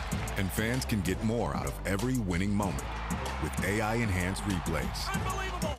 Hey, it's Travis. Join us Friday, May 30th from 9 a.m. to noon at Legends Attic in Claremont as we celebrate their one-year anniversary and kick off the Freddie Freeman World Series Game 1 Walk-Off Grand Slam Ball Tour. Plus, Oral Hershiser hosting special guests, Dodgers voice Joe Davis, Steve Sachs, Rick Monday, Jaime Harin, Peter O'Malley, and more. Giveaways in the amazing art of Dave Hobrick. Purchase your tickets for meet and greets at legendsattic.com. We'll see you Friday, May 30th at Legends Attic in Claremont.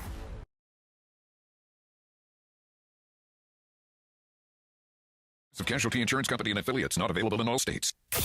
And yes, welcome to the Travis and DeMarco Show. Now mornings, 9 a.m. to noon on 710 ESPN, your destination for LA sports. Let's get back to the fellas. The Travis and DeMarco Show continues right now. You ready for Rams reveal tonight? Yes. Yeah. Super excited. Should be good. Dude, what's the word? Is it glazing? I hate that word. I don't like that. I hate the word. I try very hard not to. I know use what you that mean. word. Sucking up? Yeah, that's. But it's not. I mean, if you go heaping praise. Heaping praise. If you go out and watch LeBron James or Luka warm up, practice, have a shoot around, you can be amazed. Sure. Is that glazing? Saying, damn, Luka's good. I hate that word so much. Me too. No, I don't think it is. Okay, so every time, and I told Stu Jackson, the beat reporter for the Rams, sure, we're standing there and I'm watching 9 throw the ball, Matthew Stafford. And I keep saying, you have no idea what it's like to have that guy as your quarterback, to have a Hall of Fame level quarterback as your guy. Yeah. It just makes everything easier. And It every time I opens up see him, so I many say the same options. thing. Yeah. Yes. Yeah. Oh, you're glazing Stafford again. No, it's Come out and watch him practice. The guy don't miss. It's amazing. We're going to do Rams Revealed tonight. DeMarco's going to be on the stage. You're going to be part of the panel that's interviewing some of the guys. Andy Kamenetsky and I will be doing a show from YouTube Theater. You can listen to it on the ESPN app. You guys dressing up? I will be not wearing this. I will be I will have a sports coat Flip-flops? on. Huh? Flip-flops? Not flip-flops. Vans.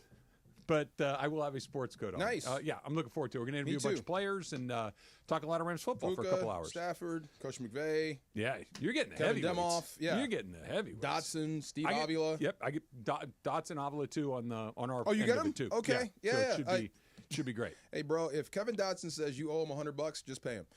I'm really looking forward to talking to him. I've never talked to him. Like, I've talked to Steve Avila a few times. Yeah. And he's a great interview. He's good. I've never talked to KD.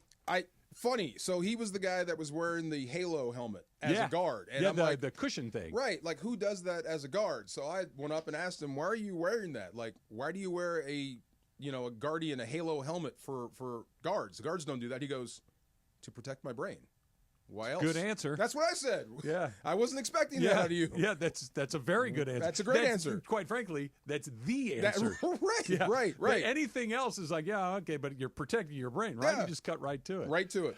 All right, so I want to play something for you, and I want you to tell me your feelings after hearing this. This is Evan Roberts, who is a talk show host in New York City on WFAN, talking about the Dodgers. Of course, the Dodgers and the Yankees will play each other 3 times at Dodger Stadium this weekend.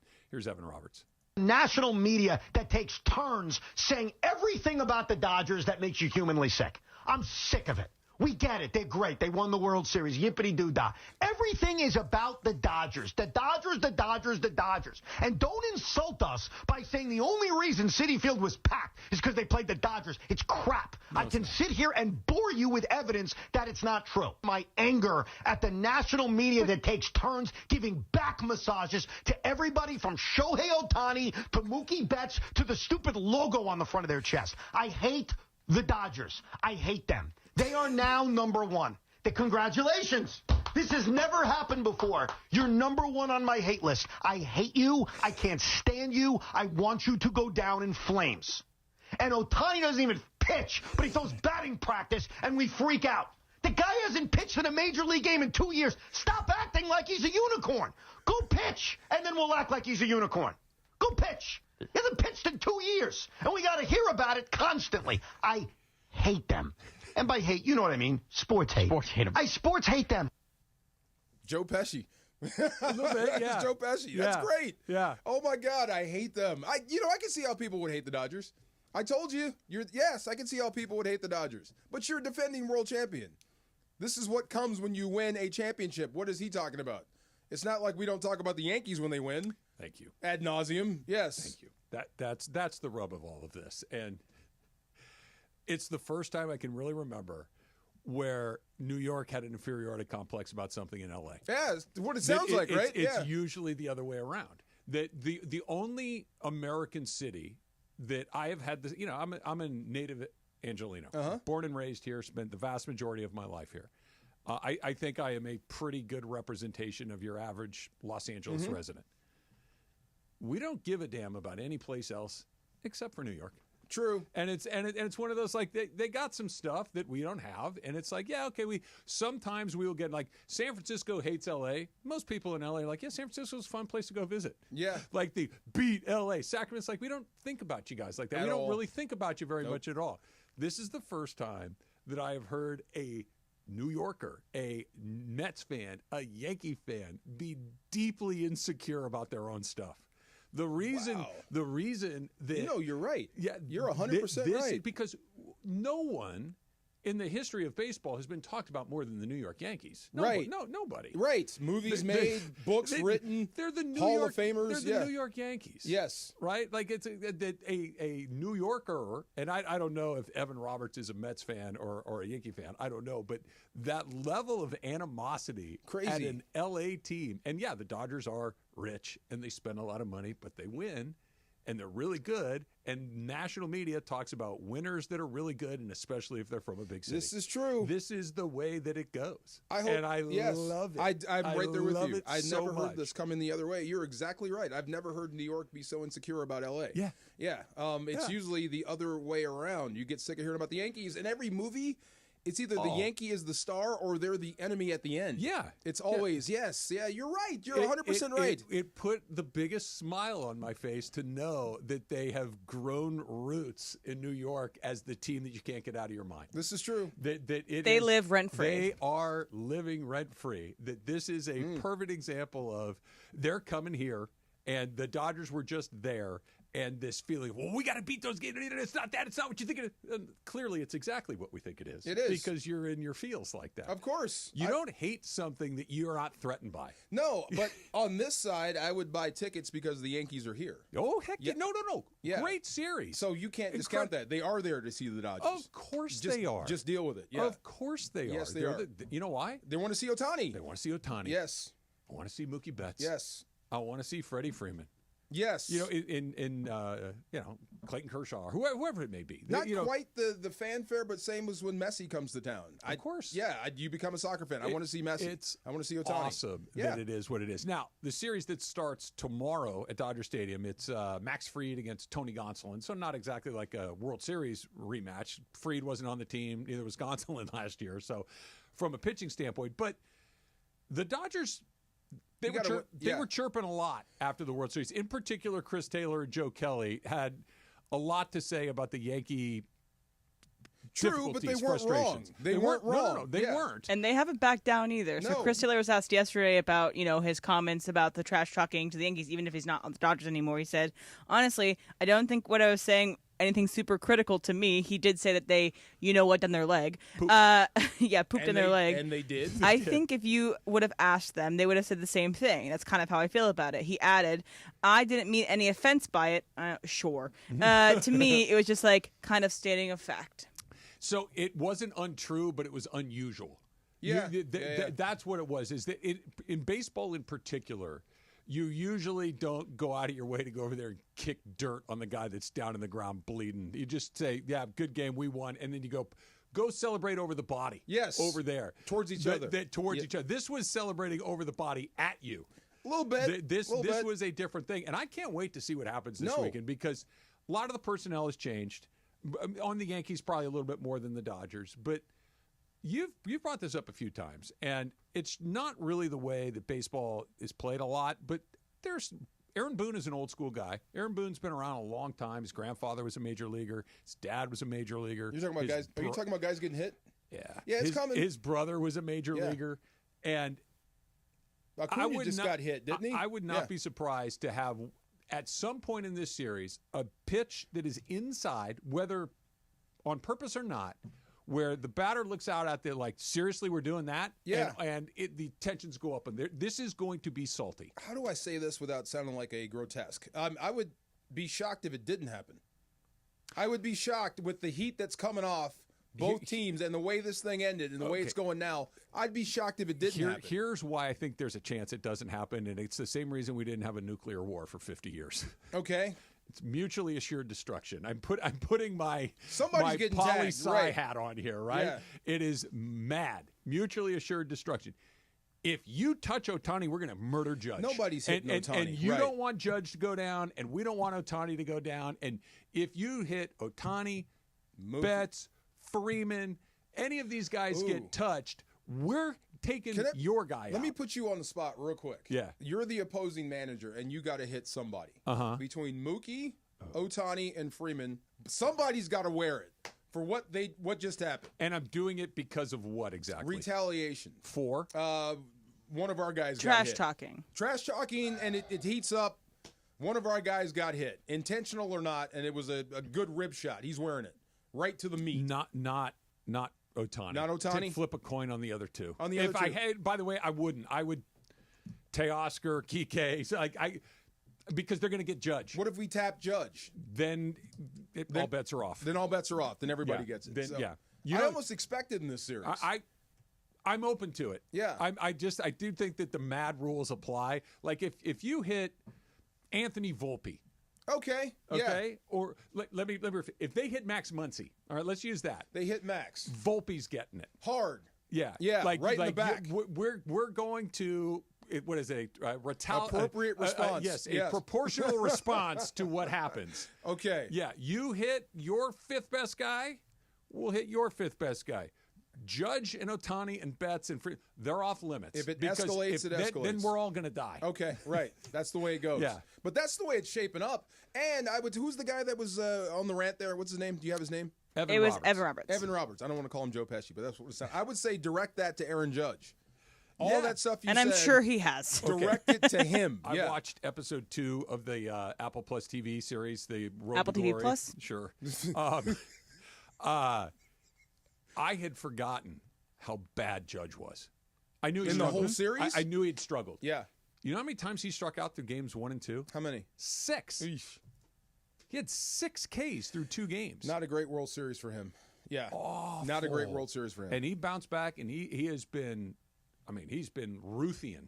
Yes. Through the early part of this, not even the early part of the season, through the first part of this season. But I wonder if, fast forward to October, the Yankees are going to make the playoffs. The Yankees are really good. Like, is that in the back of his mind? Of is course. that in the back of Yankee fans' mind? The only way to erase that is to get back there. I don't care what you do in the regular season. Yeah. No one cares. We're kind of there. And you guys ready for this? Yes. Funch, put up my music, please. We've got a little lower. We got our last man standing here. So, Funch, if you haven't played before, we have basically a list of things, and if you don't make your guess on the list, you're out. Last man standing wins, and wins who knows what. So, my list is from Wallet Hub, a new study on American cities, based on athletic teams, games, and everything that comes to sports. They have ranked the top 10 sports cities in the United States. Okay. All right. Is this like fan engagement or just options? This is the description of Wallet Hub, hit me. the U.S. cities that are on the top list when it comes to athletic teams, games, and everything that comes with sports. Okay, got it. Very general. Yeah. Okay. All right. So let's start with DeMarco. Go ahead. Top sports teams? Top 10 sports teams. Cities. LA. Cities. Los Angeles. LA is number 1. Yeah. There you go. That's All easy. right, Travis. New York. New York is number 4. Bunch. Chicago, shockingly, is not on the list. Whoa, that would have been my next guess. This list is actually kind of crazy. It would have been my very the next Bears, guess. the Bulls. What happened to those guys? Well, because they suck. This list is whack already. It is whack. It is quite not. whack. So be prepared for wackiness. DeMarco. Beantown, Boston. Boston is number 2. Travis. Philly. Philly is on the list. It is number 7. DeMarco. Oh, my God. Miami? Miami is on the list, number 6. Travis. All right, so I got to go. It's getting hard, isn't it? I'll tell you, the Chicago thing is throwing me for a bum list. loop. Yeah, it is. It's a very wacky list. I have 2 guesses. I'm going to say the Bay Area, San Francisco, whatever you want to call that. It is. It is on the list. It's number 8 on the list. DeMarco. Jeez. Dallas?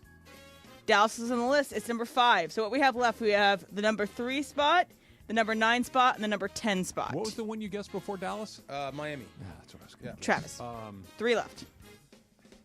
These are going to be some hard ones here. And so far we've had LA, Boston, New York, Dallas, Miami, Philly, San Francisco. Atlanta.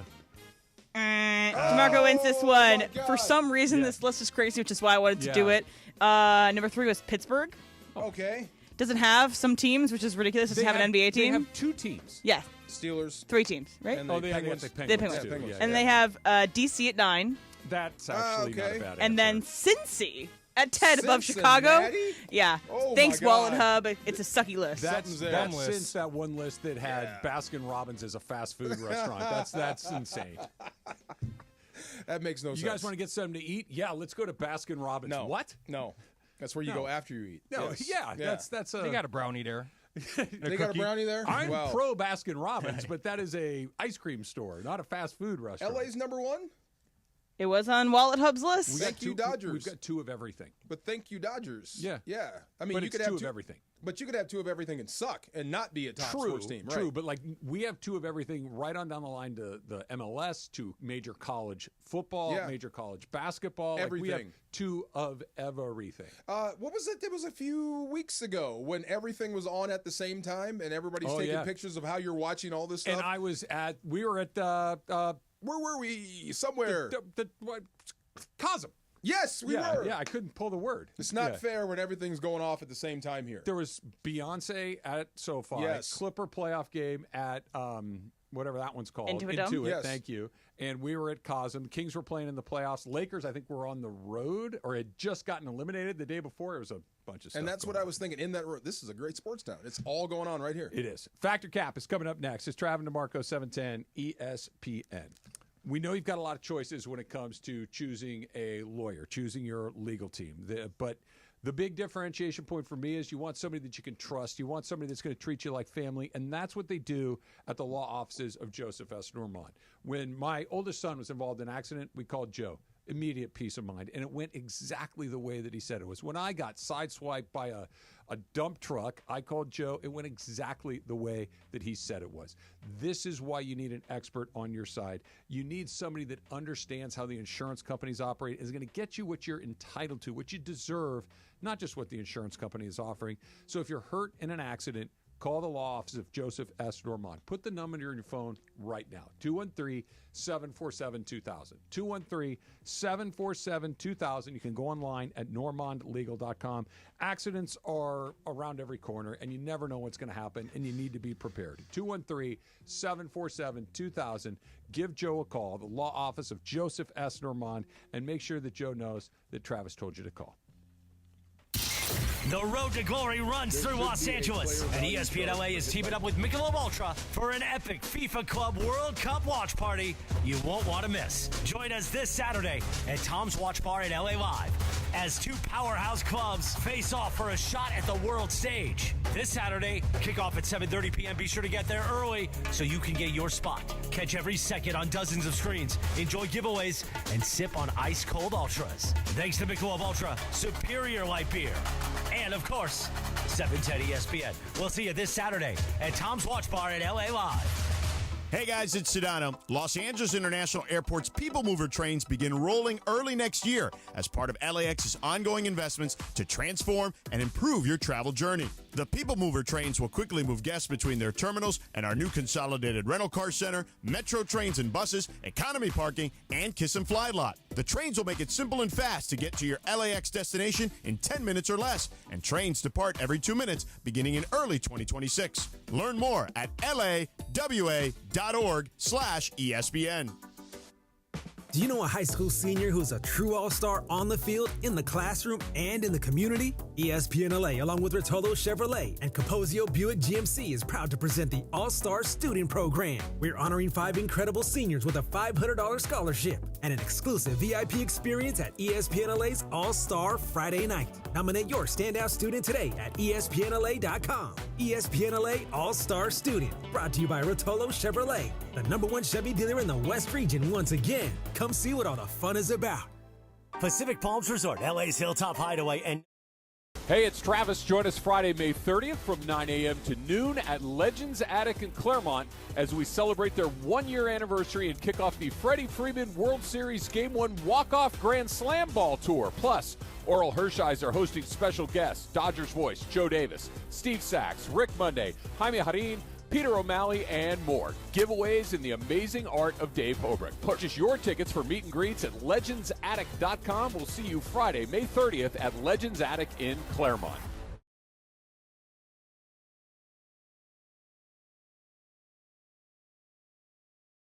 Hey guys, double down with me in my first ever $10,000 blackjack tournament. It's going to happen on June 6th at the Bicycle Casino. You know it, the Park West Bicycle Casino, 888 Bicycle Casino Drive in Bell Gardens. Here's what we're going to do. We're going to have a live broadcast from 3 to 6. But when you walk in, I want you to say, double down with Cappy. You go to the Players Reward Desk and you get your free entry into the tournament, which is going to start at 7 o'clock that night. Remember, it's June 6th.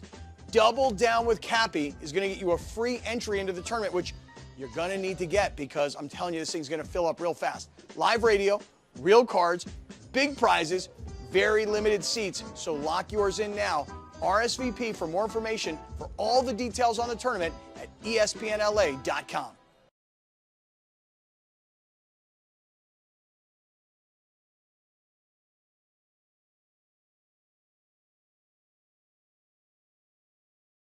Serves up what's going down, and fun and frivolity ensues. Special thanks to the law offices of Joseph S. Normand for making Factor Cap possible. It's Joseph S. Normand. It's Factor Cap on the Travis and DeMarco Show on 710 ESPN. And if you've been hurt in an accident, let me help you. Call my office at 213-747-2000. That's 213-747-2000. Let's do it. Factor Cap. Right now. Take it away, producer Emily. Thanks, Joe. Hi, guys. Zapping it.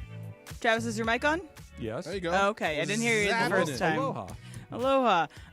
Duh. One of my favorite comedians, John Mulaney, wrapped up his Everyone's Live stretch run with Netflix and did yesterday. And to cap off his finale, he had put this out there a couple months, maybe a month ago, that he wanted to fight 3 teens. He wanted to fight 3 random teens to see if he could beat 3 teens. And last night he had the said bout. The kids were wearing those Guardian helmets too. Like the kids, like they're boxing. It was more like a wrestling thing. Like, okay. Could you get? It's more like UFC or wrestling. Get John to the ground. Basically, was the ideal. And teens 13 or teens 19? I think it was like around the 13s, more like the tweens. Okay. Okay. And these kids were all in suits too.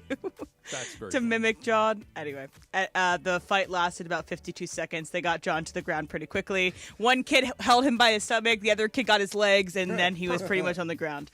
So, but the scenario: you think you could win a fight against 3 tweens? Travis, Factor Cap, boys. Tween boys? Tween boys. I need you to be specific on the age. 13-year-olds. Yes, I could. 13 years old, yes. If they're 15 or 16, I might be in trouble. Because 15 and 16-year-olds can be pretty strong. Okay, that's pretty good. That's sophomores. Yeah, 15, 16, 3 of them, and if they're aggressive, I'm in big trouble. 13-year-olds, unless they're those 1 or 2 13-year-olds you see that have like the pube mustache, then that kid might be troublesome. But yes, I could handle 3 13-year-olds. DeMarco? 13-year-olds, no problem. Yeah. I wouldn't even put my hands up. Right. Go ahead and hit me. Yeah. It's not going to hurt. 16-year-olds, it's different. Do you think the 13-year-olds could get you to the ground? No. That's the thing. Could they get you to the ground? No. Not even close. Not even close. Okay, Funch? Yes. I will go Ultimate Warrior on these kids. Yes, thank you. Like, I would just, I'm not going to say, I would kill. I kill them. There you go. I kill them. There you go. Kill them safely, tweens. How much does a big 13-year-old weigh? A big 13-year-old? Maybe like 200 pounds. I'm not saying like the biggest 13-year-old you could find. I think they announced their combined weight as like maybe like something like high 300s. Yeah, no. High 300s. Like combined weight. Oh, so of they're all 3 of them. 130 pounds. Yes. Yeah, no way. Not happening. I mean, after the first kid, the other 2 would run. Well, that's like the thing about the fighting 100 guys against a gorilla. Oh, my God. The first guy that's headless, the other 99 are like, I'm out of here.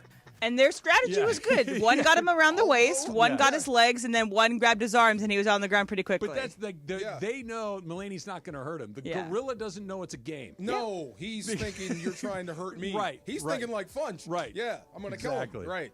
So beloved deli sandwich shop, Bay Cities in Santa Monica, is closed for now due to health code violations. And people across Santa Monica and the West Side are all mourning separately. But say it opens up again. They passed their inspection test, health code, and they're good to go to reopen. You would still go to a place that you love if it got closed for a health code violation. Even if they're back up again, you would go. DeMarco, fact or cap? Oh, fact. If it's my joint, my place, I know what I'm getting into. But you did know they had a cockroach infestation or a rat infestation at one point in time? Hey, Vinny, what's with the thing? Where we didn't pay something back there, we found a rat, and they found it, it was dead. Okay, good. Give me the sandwich. Yeah. I don't care. It's my spot. Travis? That. Yeah. Yeah. Now, if it's a random place that I would occasionally go into and they had a health code violation, but it wasn't my spot, I'm done with you. But I've had no fewer than 100 sandwiches from Bay City Delis. I have. I used to live on that side of town. My grandmother lived on that side of town forever and ever and ever. I was what I would call a regular customer at that place. And I don't know what happened. Don't really care. Fix the problem, and I'll walk right back through the door. Is this a California version of Satriale's? Because I'm looking at the sandwiches. They're Bay really City Deli. Capicola, a Caprice, really, Dorada Caprice. Oh. Really good sandwiches. It's a little West Sidey. We all know what that means. I get that. Yes. It's a little bougie, whatever. But the sandwiches were terrific. I would not care about the health code. Head on over to Larchmont Wine and Cheese, and you'll get a fine sandwich over there as well. Similar vibe to Bay City's. Godmother? Ooh. Yeah, that's a good sandwich. Funchy, what do you think? I'm with Travis. If it depends if I was going there for a very, very long time, like a 20-year member of a place, yes, I would still keep on going. But if I just saw the place in the neighborhood and went there once or twice. That's a no. Yeah, it's a no. Chances are, if it's my spot, I might be the reason for the health code violation. Something I did. So there was, when I was working for Rome, told a story on the air, and we were talking about I don't think, do they still have to hang the letter in the window? Yeah. Yes. Do they? Okay. The A's? Okay, so they're almost all A's. Once in a blue moon, you will see a B. You're going to be, yeah. And we were talking, and I've seen exactly one C in my life. Mm-hmm. And I told the story on the air, and I mentioned the place by name.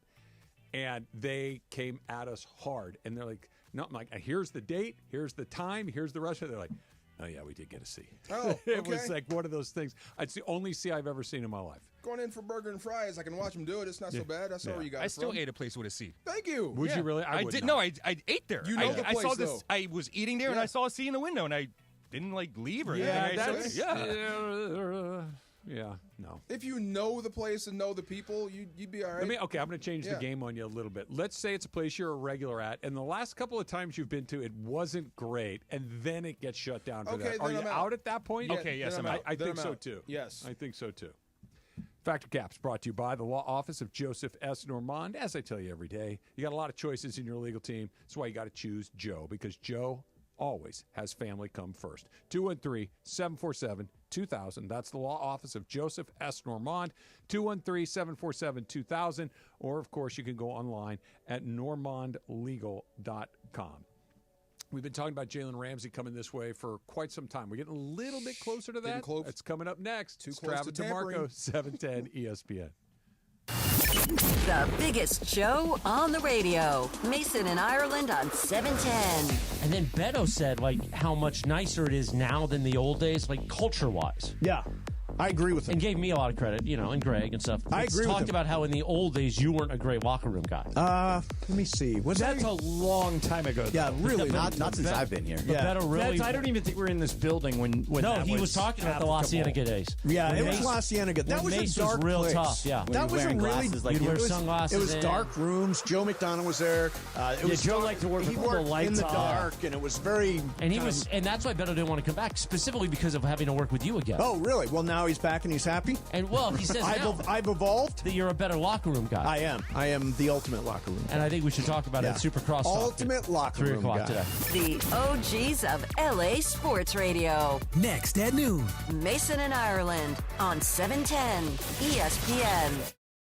Hey, it's Travis. Join us Friday, May 30th from 9 a.m. to noon at Legends Attic in Claremont as we celebrate their one-year anniversary and kick off the Freddie Freeman World Series Game 1 Walk-Off Grand Slam Ball Tour. Plus, Oral Hershiser hosting special guests, Dodgers voice Joe Davis, Steve Sachs, Rick Monday, Jaime Harin, Peter O'Malley, and more. Giveaways in the amazing art of Dave Hobrick. Purchase your tickets for meet and greets at legendsattic.com. We'll see you Friday, May 30th at Legends Attic in Claremont.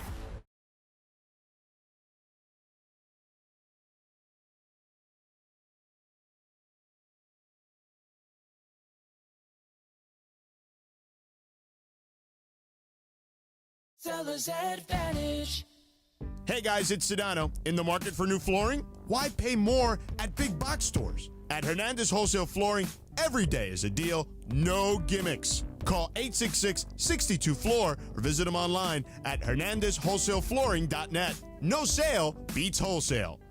Prescriptions require an online consultation with a healthcare provider who will determine if appropriate. Restrictions apply. See website for details and important safety information. Price varies based on product and subscription plan. Hey guys, let's talk ED because millions of men experience it, but not everyone can access or afford treatments like Viagra. Well, Hims can help. Through Hims.com, you can get a full range of treatment options for ED, including daily or as-needed meds through a 100% online process. It all starts with an online intake form. Get started at hims.com/joy, and from there, a medical provider licensed in your state will determine if ED treatment is right for you. If prescribed, your medication is shipped to you for free. Find the ED treatment that fits your needs with options up to 95% less than the brand names. Millions of men experience ED, but Hims can help. To start your free online visit and save up to 95%, go to hims.com/joy. That's hims.com/joy for your free online visit. HIMS.com/JOY. This is the Travis and DeMarco Show. Now weekdays 9 a.m. to noon on LA's mega sports station. 710 ESPN. You want to do something great for a high school senior that you know who is a leader, who is a scholar, and who is an athlete? You can nominate them for the ESPN LA All-Star Student presented by Rotolo Chevrolet. There will be 5 winners. Each will receive a $500 scholarship and, of course, VIP treatment at our All-Star Friday night event. Nominate your All-Star student today at ESPNLA.com. And again, thanks to Rotolo Chevrolet, the #1 Chevy dealer in the West region in California, 13 years in a row. Come see what all the fun's about. It could be your grandson, granddaughter, niece, nephew, anybody that you can think of that's a senior in high school is eligible for this. So give them a chance to win a $500 scholarship. It's a great program. Right, DeMarco? Definitely. I'm trying to think how many seniors I know. I know a few. My high school is because I had kids in high school for 10 plus years. Yeah. Now I'm out of it. Me too. Yeah. So You're coming back to the starting line again. 5th graders, and I've got some high school kids, but they're not seniors yet. But yeah, I love going on campus now, especially when I see kids that have a better car than me. Well, you live in a pretty nice neighborhood. My God. Yeah. Where are they getting this money from, Travis? Mom and Dad. Oh That's not complicated. Good Lord. Yeah. Are you really driving a BMW to high school? Mom or dad or both have good jobs. Yes, obviously. Yeah. Obviously. And they're not shy about making sure that, Timmy or Tina gets a nice little rig to go to school with. Kid looked down. The same tweeners we were talking about. Do they still have motorheads in high school? Did you guys have motorheads at your high school? Yeah, of course. Yeah. Yeah. What is that? Fix cars? Yeah. Guys that would hang out in the corner of the student parking lot with their hoods up talking about their cars. I don't see that anymore. And they knew how to fix them. They all were like... Yeah. Not aspiring mechanics, but they were mechanics. They knew how to fix cars, and they would hang out, and they were the guys that had the blah, blah, blah, blah, I think blah. those No, days they are turned long into gone. like the Vin Diesel Fast and Furious guys with those racer cars and everything Yeah. back in my day. Yeah. Yeah, But you had you're motorheads right. at your high school, of right? Of course we did. Yeah. Did you not have them at yours, Em? If I did, I just didn't You pay attention to noticed that. There was definitely guys that cared about their cars, but I don't think there was the whole thing of like you sit in the corner of the parking lot. Oh, yeah. In my middle class block, there was like 9 mechanics. Yeah. Their dads made a great living. Yeah. And you had to fix. That's why I said about Southern California kids. I'm surprised you guys can't change your own tires. They know how to write a movie script. They do. Or they know how to call spec. AAA. Yeah, Like, yeah. bro, you got to change a tire every now and then. You should know how to do that. Thank you. Change your oil. That's not too bad. I don't know how to do that. You can change your oil. I could probably figure it out. Find the screw, leak it out. Put a pan and pour new stuff in. You can change. Yeah. You I could can do fill that. up your antifreeze. Yeah, I could do that. Okay, basic stuff. Yeah, I could That's do what I'm that. saying. You got to learn how to do that stuff.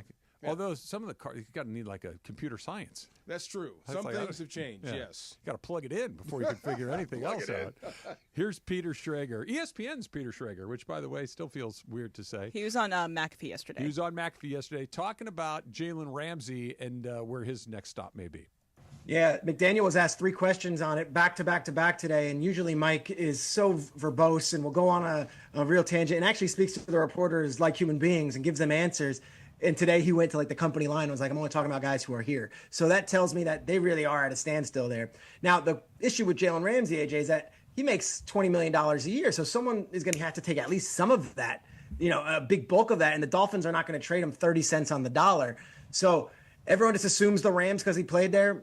I don't get the feeling the Rams are banging down the doors for the Miami Dolphins to trade them Jaylen Ramsey so they can pay him $16, $17 million this year as a corner.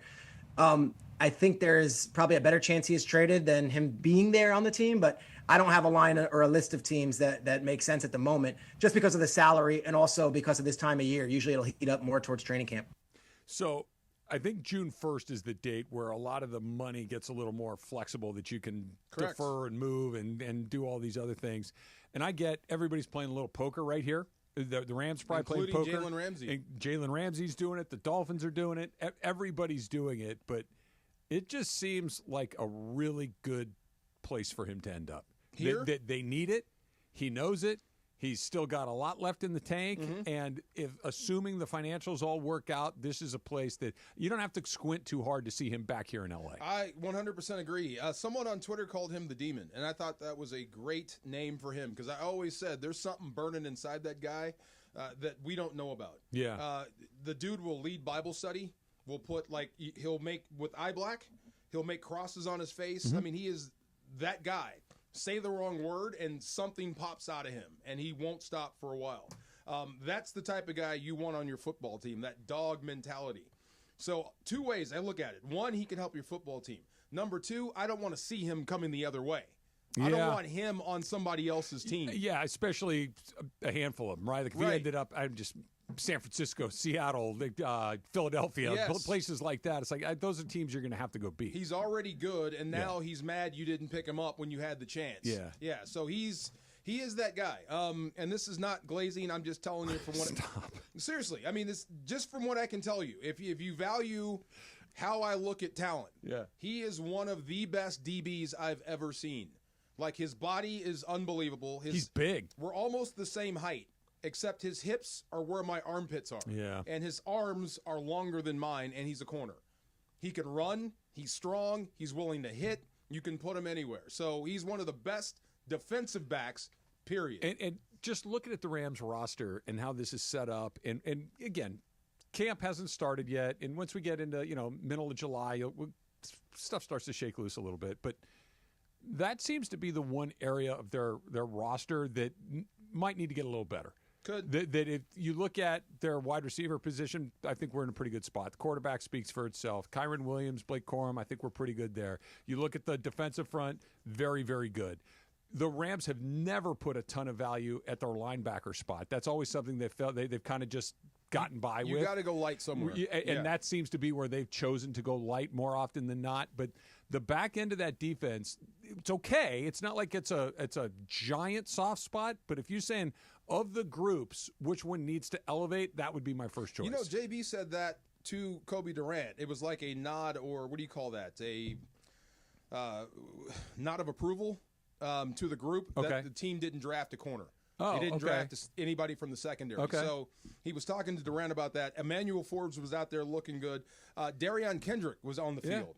And this is a guy that I thought was on the rise. Now he's polarizing. Either you love him or you hate him. He's back and he's healthy. So they've got a lot of bodies coming back, but you can always add a Jaylen Ramsey to anybody's mix and make it better. And it just it pushes everybody down the line. A little bit. Right? So if whatever the line is right now, if a guy comes in and he's your best guy, and I'd be really interested to hear anybody would want to say Jaylen Ramsey wouldn't be their best guy. He'd be their best guy the second he walks into the room. Okay. Well, now your previous best guy is your second best guy, and right on down the line, the whole group just gets elevated. You're not like you're sliding them in the middle of this, and the top is still the top, and the bottom just got pushed. Like, your good guys are now middle guys. Yeah. And I'd rather be here with him than the Steelers with Rodgers. Because I can get along without Jaylen Ramsey. The more I think about that, 100%. I could. We'll be okay without Jaylen Ramsey. We can try this. Yes. As is. Okay. Without position and guy. Yeah. We'll be okay. We will be. They were fine with it last year. Yes. We can survive with what we have. This is the number one guy. If you don't have a trigger man, what are we doing? And there's a huge drop-off from him to the guy you're going to start if you don't sign him. I will. This could come back to. I think that's going to be a tire fire. You think so? I really do. and for no other reason than because of him. Just his aura, his energy, his vibe. It's very unstealery. Yeah. And it's just, do you want to do this or not? And if you're just like, I'll let you know later, you can only tell me that so many times before. I'm like, you don't want to, but you may end up doing it because you don't have anything else and you're bored or whatever. It's just like, that's not going to work. I had one thought about that. The same thing was Tom Brady going to Tampa. This is going to be a joke. It's going to be Y.A. Tittle. He's going to get blasted out. And lo and behold, they won a Super Bowl. But he was never Brady was never the problem. Brady was never the guy that was like, do you want to play or not? He wasn't missing. Like, Brady was always a pro. True. But remember, Brady in that TB12, he really steamed the Patriots because he had the whole team not listening to the string coaches. I get so it. So he was his own brand of problem. But it was a let's do this because this is a better way of doing it. Not I'm not showing up for team meetings. True. Not subverting the coach. It was just Tom Brady had a methodology that he believed was better. Right. And never, ever once was Rodgers, like torpedoing the. No, Rodgers thinks he's smarter than everybody. And, Rodgers thinks he's not a team guy. He's a he guy that if you get with him, great. But he's not going to come with you, and he's not going to try to pull you along. He's happy to go by himself. And he's happy to pull you along, as in, don't take this football stuff too seriously. Yeah. You know what I mean? Yeah, don't be a disciple. I think that's going to be a mess. Until it's not, who knows? He'll have some games because he's talented, but who knows, man? If I hope it happens. If they're well coached and he's playing at the top of his game, I would not be surprised if Pittsburgh is around the top of the AFC towards the end. Wouldn't that be something? No chance. The old man is still hanging in there. There's too much traffic. Knocks off Mahomes, knocks off Josh Allen, knocks off Lamar. He gets to a Super Bowl. He might get one. Yeah. He's not getting them all. There's too much traffic on the road. You know what I mean? Like he's not going to get them all. He's not going to get them all. I would like to. What's today's date? May 29th. I'm going to give you my very first. Hey, this may be a problem about the Dodgers. It's coming up next. It's Travin DeMarco, 710 ESPN. The road to glory runs through Los Angeles, and ESPN LA is teaming up with Michelob Ultra for an epic FIFA Club World Cup watch party you won't want to miss. Join us this Saturday at Tom's Watch Bar in LA Live as two powerhouse clubs face off for a shot at the world stage. This Saturday, kickoff at 7:30 p.m. Be sure to get there early so you can get your spot. Catch every second on dozens of screens, enjoy giveaways, and sip on ice-cold Ultras. Thanks to Michelob Ultra, superior light beer.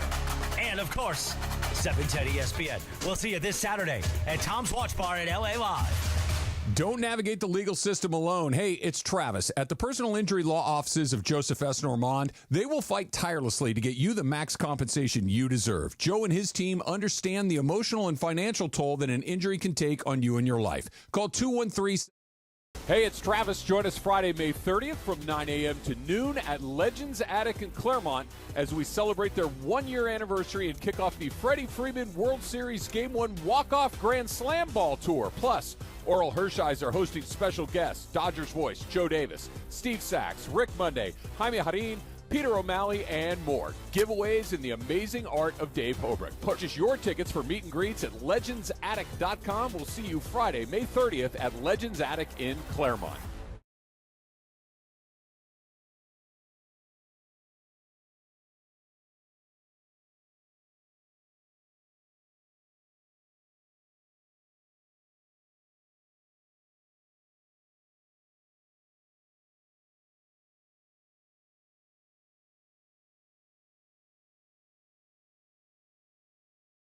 Creates the ultimate immersive experience with a massive wraparound screen that throws you in the middle of the action. The Cosm Hall features wall-to-wall exciting games. Catch all the heart-pounding excitement of both the NBA and NHL playoffs. Secure your tickets now at Cosm. That's COSM.com and experience the game like never before. Cosm.com. Hey, Southern California, I'm Ty Pennington, the home guy. Teaming up with Pechanga Resort Casino to give away a brand new house. Imagine yourself in a 4-bedroom, 3-bathroom home in incredible Temecula, California. All you need to do is play your favorite slots or table games at Pechanga Resort Casino. The more you play, the more entries you earn. Visit Pechanga.com or call 888-PECHANGA for complete details on Home Sweet Win. Rules and conditions apply. Go to Pechanga.com for more details. Hi, this is Sean McVay of your LA Rams. The Rams play here. KSPN, Los Angeles. 710 ESPN. A good karma brands radio station. And yes, welcome to the Travis and DeMarco Show. Now mornings, 9 a.m. to noon on 710 ESPN. Your destination for LA sports. Let's get back to the fellas. The Travis and DeMarco Show continues right now. So I got a lot of conversation yesterday after we were done with the show. Some of it from Parker and Anthony back there, social media team, and other places, friends and other spots, about your 999 thing. It is very, very split. I think you're going to make it. Yeah. But there's enough people on the other side that at least give me pause. You have no concern in your mind that you can do 9 dogs and 9 beers in 9 innings. None. I'm surprised it's a thing. Yes. Can I try this with you? Sure. I'd love to try it with you. You think you could do it? I think definitely the 9 hot dogs, but I don't know about the 9 beers. In a heartbeat, right? Yeah, 9 hot dogs. in a I heartbeat. say this with jealousy and respect. You weigh 104 pounds. How are you going to eat 9 hot dogs and drink 9 beers? I can eat. Trust You me. you say that like it's a Yeah. lot. It That's is a lot. 9 hot dogs is not. No, And I it's crushed 3 hot nothing. dogs like nothing. Yes. Okay, that's 3 hot dogs. You need to eat 9 and 9 beers. I don't know if you guys are putting enough emphasis, not on the volume of 9 hot dogs and 9 beers. That's a lot of volume. Yeah. Just space. Your stomach is not the size of an igloo cooler. I'm going to release and come back. I understand, but Yeah. it's not instantaneous. It's a nothing I thing. think you can make it. It's a I'd nothing be thing. shocked if you could make I'm it. surprised. people Kobayashi's are like the shocked. size of me. Come on, Yeah, man. I understand. It's true. I understand. Professional He's leader. Joey Chestnut's the size of me. Come on, man. Nothing. Come on. Anytime, anywhere. Let's go. Parker thinks he can do it too. I'm sure he could. Why is this hard? Thank you. He's got booty. Yes, of course. You've got places to store. I'm very excited to do this. We need to Okay. figure out a time, a date, a place, financing, Let's because go. it's very I'm expensive. with you, man. Let me try this Thank with you. Trust Let's me. go. Yeah. Come on. I'm just calculating quickly the amount of calories. Yeah. In this What endeavor. type of beer are you putting in there? I put a Bud Light. Okay. And I feel like that's kind of like in the middle. Yeah. And it's 110 calories per Bud Light can. Okay. So if you consumed 9 Bud Lights as well 1,000 as calories. 9 hot dogs, and they average it out with no condiments Sure. at 300 apiece, the total calorie intake of this event would be 3,690 calories. Sounds about right.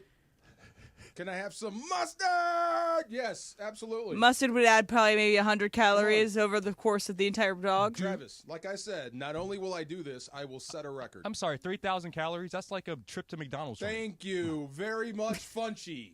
Welcome back to Earth, everyone. I'm excited to do it because I think I don't worry about you as much. You and Parker, I don't 100% think I don't think you guys get to the finish line. I think you get like 6 dogs and 6 beers in. You're like, this and is no a cheating. huge mistake. You need a bun Oh, on of all the course. hot Okay. dogs. Of course. Yeah. Yes, Yeah. absolutely. Yeah. No doubt. All right.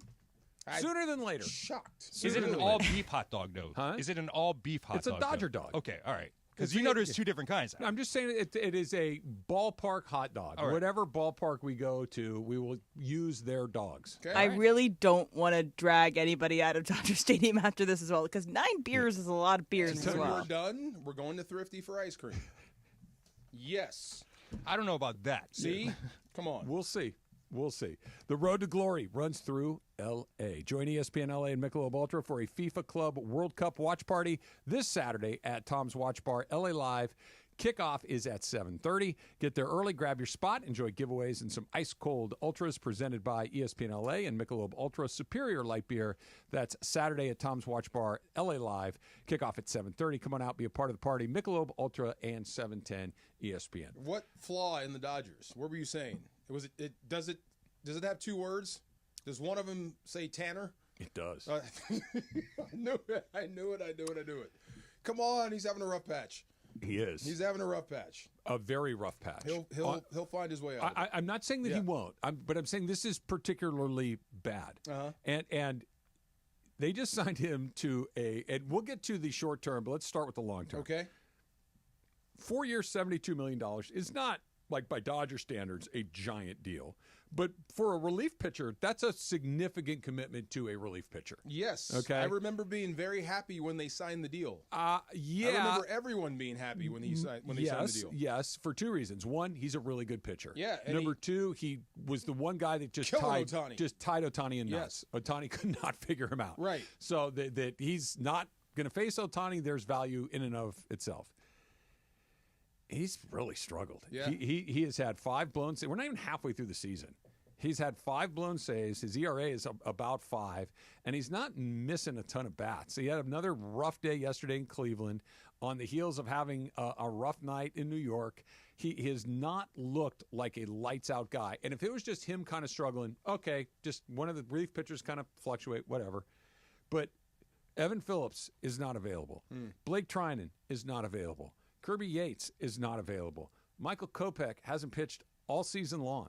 Brusdar Graterol has not pitched all season long. Those are 5 other guys that conceivably could get the last few outs of a tight game.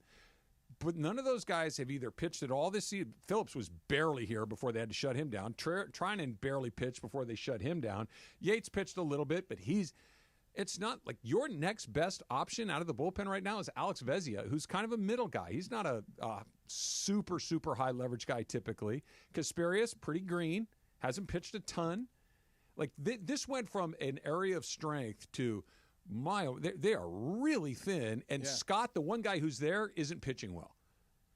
This could be the reason you don't make or don't win the World Series. You're going to make the playoffs. Oh, yeah. Yeah. But you have no choice but to rely on Tanner Scott from here on out until everyone gets healthy. That's the problem. That's the issue. But you're just going to keep running out a guy that keeps letting leads go away? Yes, you have to. You have no choice. You have other choices that aren't as pricey, that aren't as name brand, but you same could, result. You could have the Trevinos and the Garcia. Garcia's been really bad too, but there are some Dreyer, Kasperius. There are some guys that you could at least try. They're overworked. 12, how many home runs? 34 home runs out of the bullpen? I don't know the number. I think off the it top of my leads head. Major League. He said he's got 5 blown saves. 5 blown saves. And they've blown 12 as a bullpen. Yeah. So he's got almost half. Yeah. Yeah, that's and you can tell. This is a fluke. He'll pitch his way out of this. I think so too. But here's the weird thing about relief pitchers are rarely the same person year after year after year. That's what makes never mind Mariano Rivera and Trevor Hoffman. Those guys are Hall of Famers. Fame special guys. So put them. But usually a bullpen, 1 year it's like that guy's lights out, and the next year it's like he can't get anybody out. That's kind of the typical lifespan. And then, by the way, the third year they could be lights out again. It's really weird how they're all over the map, and that the Dodgers went as big as they did on Scott, and he's having as rough of a start as he is kind of one of those. Well, are you assuming the guys are coming back? Because that's okay. Let's talk about that. I always keep that in my back pocket.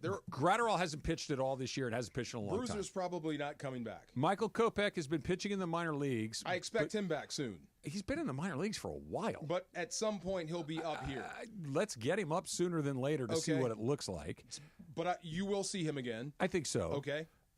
Trinan, maybe. So I think of all the bullpen pieces we've talked about, he is the most important. Yeah. When he pitches, or let me rephrase, when he's healthy and pitching well, there's nothing like him. Yeah. He is as important. He's as important as anybody else. Keep in mind, he pitched 3 innings in the decisive game of the World Series. He is the most unhittable guy they have out of that bullpen. Mm-hmm. He's just lights out. But he also misses huge chunks of time. That's just been his entire career. He misses a ton of time, and sometimes he'll come back, and before he gets sharp, he's not very good. Okay, so I think he's got not that it's not inexperience, it's not, big eyes, or it's just like his health is just a total wild card. Mm-hmm. I have no idea. Phillips, I don't know. I don't know. So Yates, okay, Yates is an older player. Yates is not like a young guy. He's in his mid-30s. That's a guy that, okay, I don't know. Are you trying to say they should make a move? I'm saying that they need to at least have a couple of these guys go back to where they typically are, or they need to make a move. Okay, because you can't make guys healthy. That's what I'm saying. Yeah. But if they get back, then, okay, let's kind of throw them in there and see what it looks like. But if most of this stays mostly the same, that is a real vulnerability for them. I bet you make moves for relief arms at some point. I think that's why you made some of the roster moves you made, to get guys up, to get them service. Are they load managing this thing? Like, is that a possibility that they're, by the way, across the board? That's the theory you floated, and I agree with it. I hope it's true. That's what I'm assuming. I think that's why Dalton Rushton's playing. That's what I'm saying. There you go. Get Will Smith off his feet. Instead of once a week, maybe we can do it 2, maybe even 2.5 times a week, because that guy's as good of a player as you have. Oh, I thought you meant get him ready to be traded. No. For help. To keep him fresh for the end of the line. That too. To basically, the Dodgers could be having the same conversation we've had with the Lakers and other teams. Like, dude, I don't care how we get in. We just need to get in, and we'll have our You'll see what powder happens. dry when we get there. That means that Snell's got to be on the rack a little longer. I don't really count on Glasnow all that much, but when it's time to go, they'll be ready. I don't know if you can do that in baseball. Baseball, you got to be really sharp. The only way you get sharp is by playing. You're about to find out. And you got to also factor in what the guy said about Ohtani coming back. That's something you have to factor. That's going to be a thing. He's going to be pitching. He's going to be part of your rotation at some point. So, you got another one? Okay. No, I think you put the two things together. What about him as the back? As the back? As the last guy. Isn't that what Barry Bonds said? Yeah. That's exactly what he said, and we didn't hate that. I that still actually don't. makes a lot of sense. I still don't, and especially if it keeps going like this. Like, if you can ham and egg it, Yamamoto's an ace. Like, he's just an ace. Yeah. But we'll figure out May, Gonsolin, Knack. We'll figure out the other 2 or 3 or 4 spots. Maybe Snell's back. Maybe Sasaki's back. I don't know. We'll see. But we'll figure out the first 4 or 5 innings. We'll cross our fingers with the Bondas and Vezias of the world in the middle.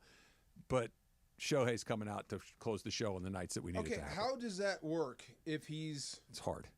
DH? How do you get back there to warm up? You run down there and warm up. We saw it in the WBC. Literally. You mean like I see in softball, go warm up, but you got to hit? Oh. He did it in the He literally runs down the warning track, goes in the bullpen, pop, pop, pop, pop, pop, runs back, takes his at-bat, runs back to the bullpen. That's fantastic. Yeah. That would be awesome to see that. You know, the only thing that sucked about they lost. That's number 1. Number 2 is they wasted a Kershaw outing. That's one he should have won. Yeah, that's another one. That sucks. He did everything he could to hold that thing together. He did. Yeah. He did. And it was fine. Yeah, it was absolutely and fine. You wasted it. That's he gotta gave suck. you 5 innings and handed you a lead. Now, he didn't look like Clayton Kershaw. No. But it's 5 innings. Here's with the a lead. I'm going to go sit down. Yes. And you had Scott ready to go. I know. And he's looked. That made it worse. The eye test? Not there? No, not for me. Yeah, okay. It's happened.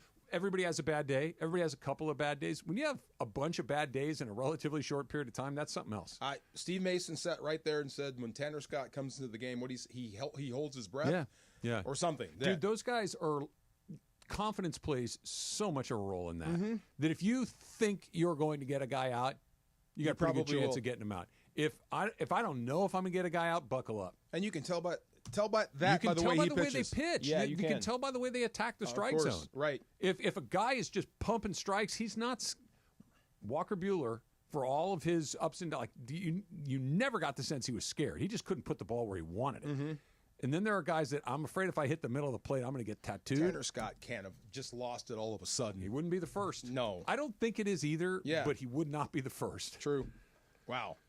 I'm just saying, that's the first time all year I'm like, huh. That doesn't look very good. Factor in Ohtani, and then you'll start to smile. I would like to see him at the back is really interesting. It's coming. It how might often, be. How often could you really ask him to go out there? If he's second arm surgery, he hasn't pitched competitively in 2 years, you can't use him as like a typical closer where you're using him 3 times a week. Right? What's more punishing? Starting once every 5 days? I would argue they're probably roughly the same, but I don't know, man. I don't know. As much as humanly possible out of the back. That would be awesome. Yeah, I mean. Yeah. Ohtani coming out to save the day. I don't think they'd ever do it. Why not? Why wouldn't you do it? Because they clearly have started to get him back as a starter. I don't know. They could. Yeah. They could, but they're pretty regimented in how they go about doing this stuff. He's going to be a starter, but I do like the idea, and I think that would be just drama-filled if that happened. We saw something last night that we should all get very comfortable with. That's coming up next. It's Travis DeMarco, 710 ESPN. Cap here. Here's the scenario. Your home is flooded and the damage is severe. Now it feels like your insurance company is turning on you. They won't approve a replacement living arrangement.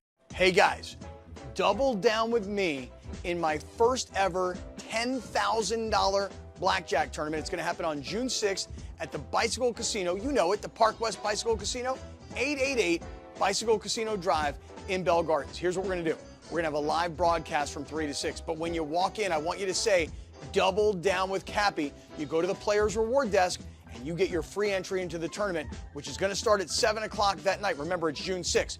Double down with Cappy is going to get you a free entry into the tournament, which you're going to need to get because I'm telling you, this thing's going to fill up real fast. Live radio, real cards, big prizes, very limited seats. So lock yours in now. RSVP for more information for all the details on the tournament at espnla.com. Guests, Dodgers voice, Joe Davis, Steve Sachs, Rick Monday, Jaime Harin, Peter O'Malley, and more. Giveaways in the amazing art of Dave Hobrecht. Purchase your tickets for meet and greets at legendsattic.com. We'll see you Friday, May 30th at Legends Attic in Claremont. Pacific Palms Resort, LA's Hilltop Hideaway and #1 work and play resort, provides opportunities for all travelers and locals. Enjoy restful accommodation, dine in the Red Restaurant with an expansive outside patio, or pamper yourself and relax at the spa. Hit the links at one of their 2 championship courses, the Babe and the Ike. Pacific Palms Resort is the perfect choice for a Los Angeles venue for your business meetings, weddings, and big events. Enjoy a beautiful staycation or family holiday at their Hilltop property. Book your stay at LA's #1 work and play resort today at PacificPalmsResort.com.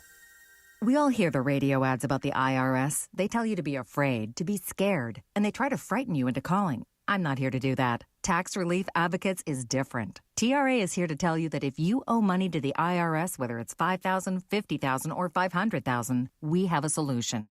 Hey, it's Travis. Join us Friday, May 30th from 9 a.m. to noon at Legends Attic in Claremont as we celebrate their 1-year anniversary and kick off the Freddie Freeman World Series Game 1 Walk-Off Grand Slam Ball Tour. Plus, Oral Hershiser hosting special guests, Dodgers voice, Joe Davis, Steve Sachs, Rick Monday, Jaime Harin, Peter O'Malley, and more. Giveaways in the amazing art of Dave Hobrecht. Purchase your tickets for meet and greets at legendsattic.com. We'll see you Friday, May 30th at Legends Attic in Claremont.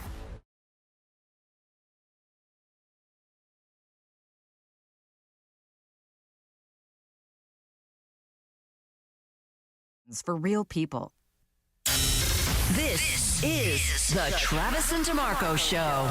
Now weekdays 9 a.m. to noon on LA's mega sports station. 710 ESPN. Are we ready to see the Thunder in the finals for every season for the next God knows how many years? I am.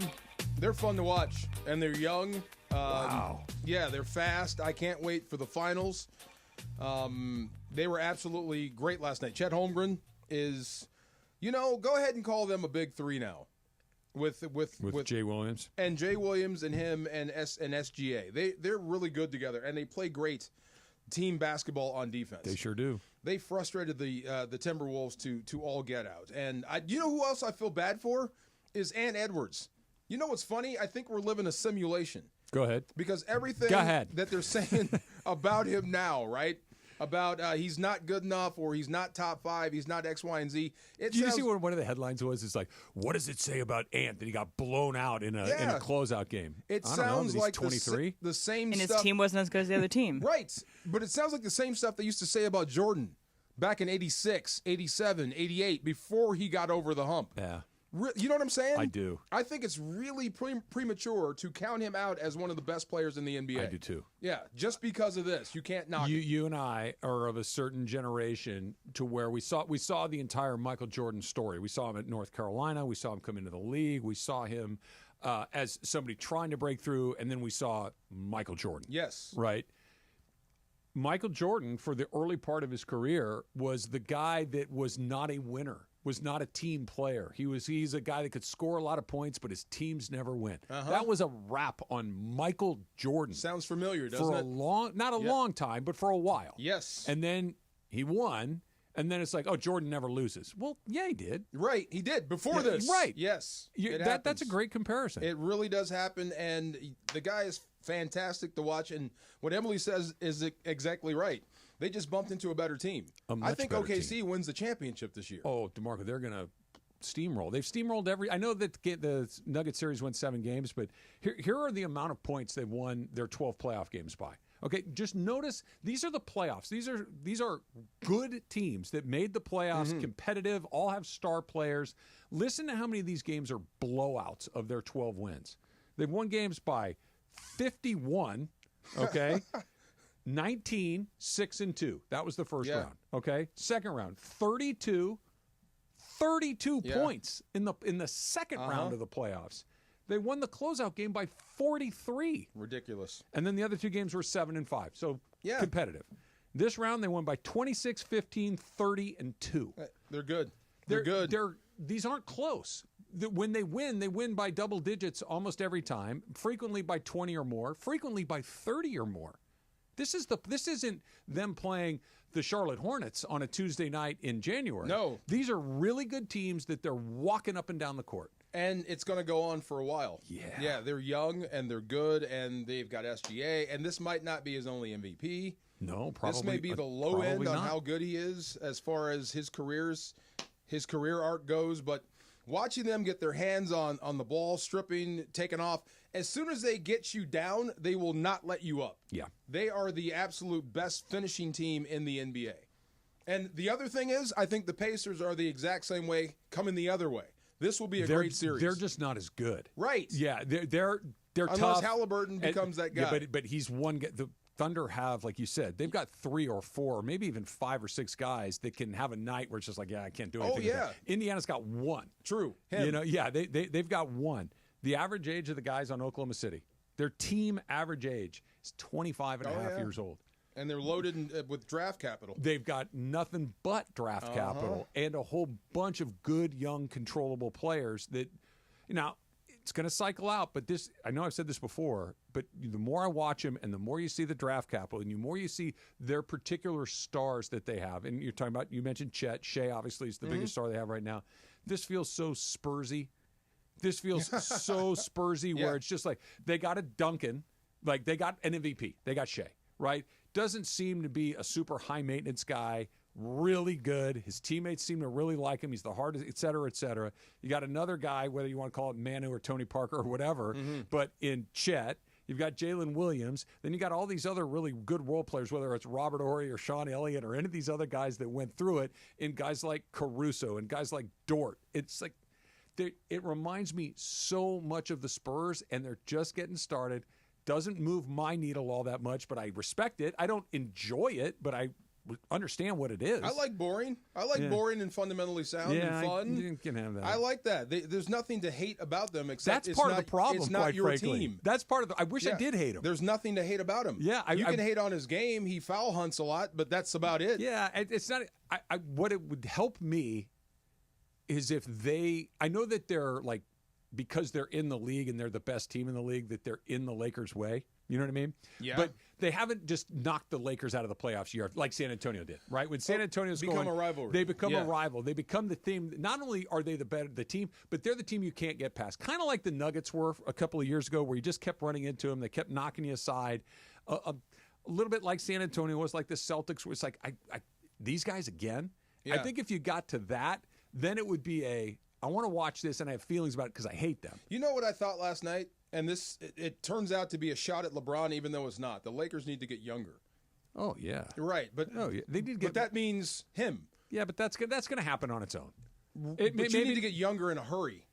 I don't know if that they're going to get younger when LeBron decides he's had enough. That's what I'm saying. LeBron's decision. Or take a backward step on pay and try to get some guys in. Sure. You're going to need a lot of help. Never going to happen. You're going to need a lot of help to beat these guys. I totally agree. Yeah. Do you guys put any stock in I don't, like his agent was saying, I don't know what he's going to do. I think it was Jovan Buha was talking about how him opting out or leaving is like a real possibility. It's just like, is it?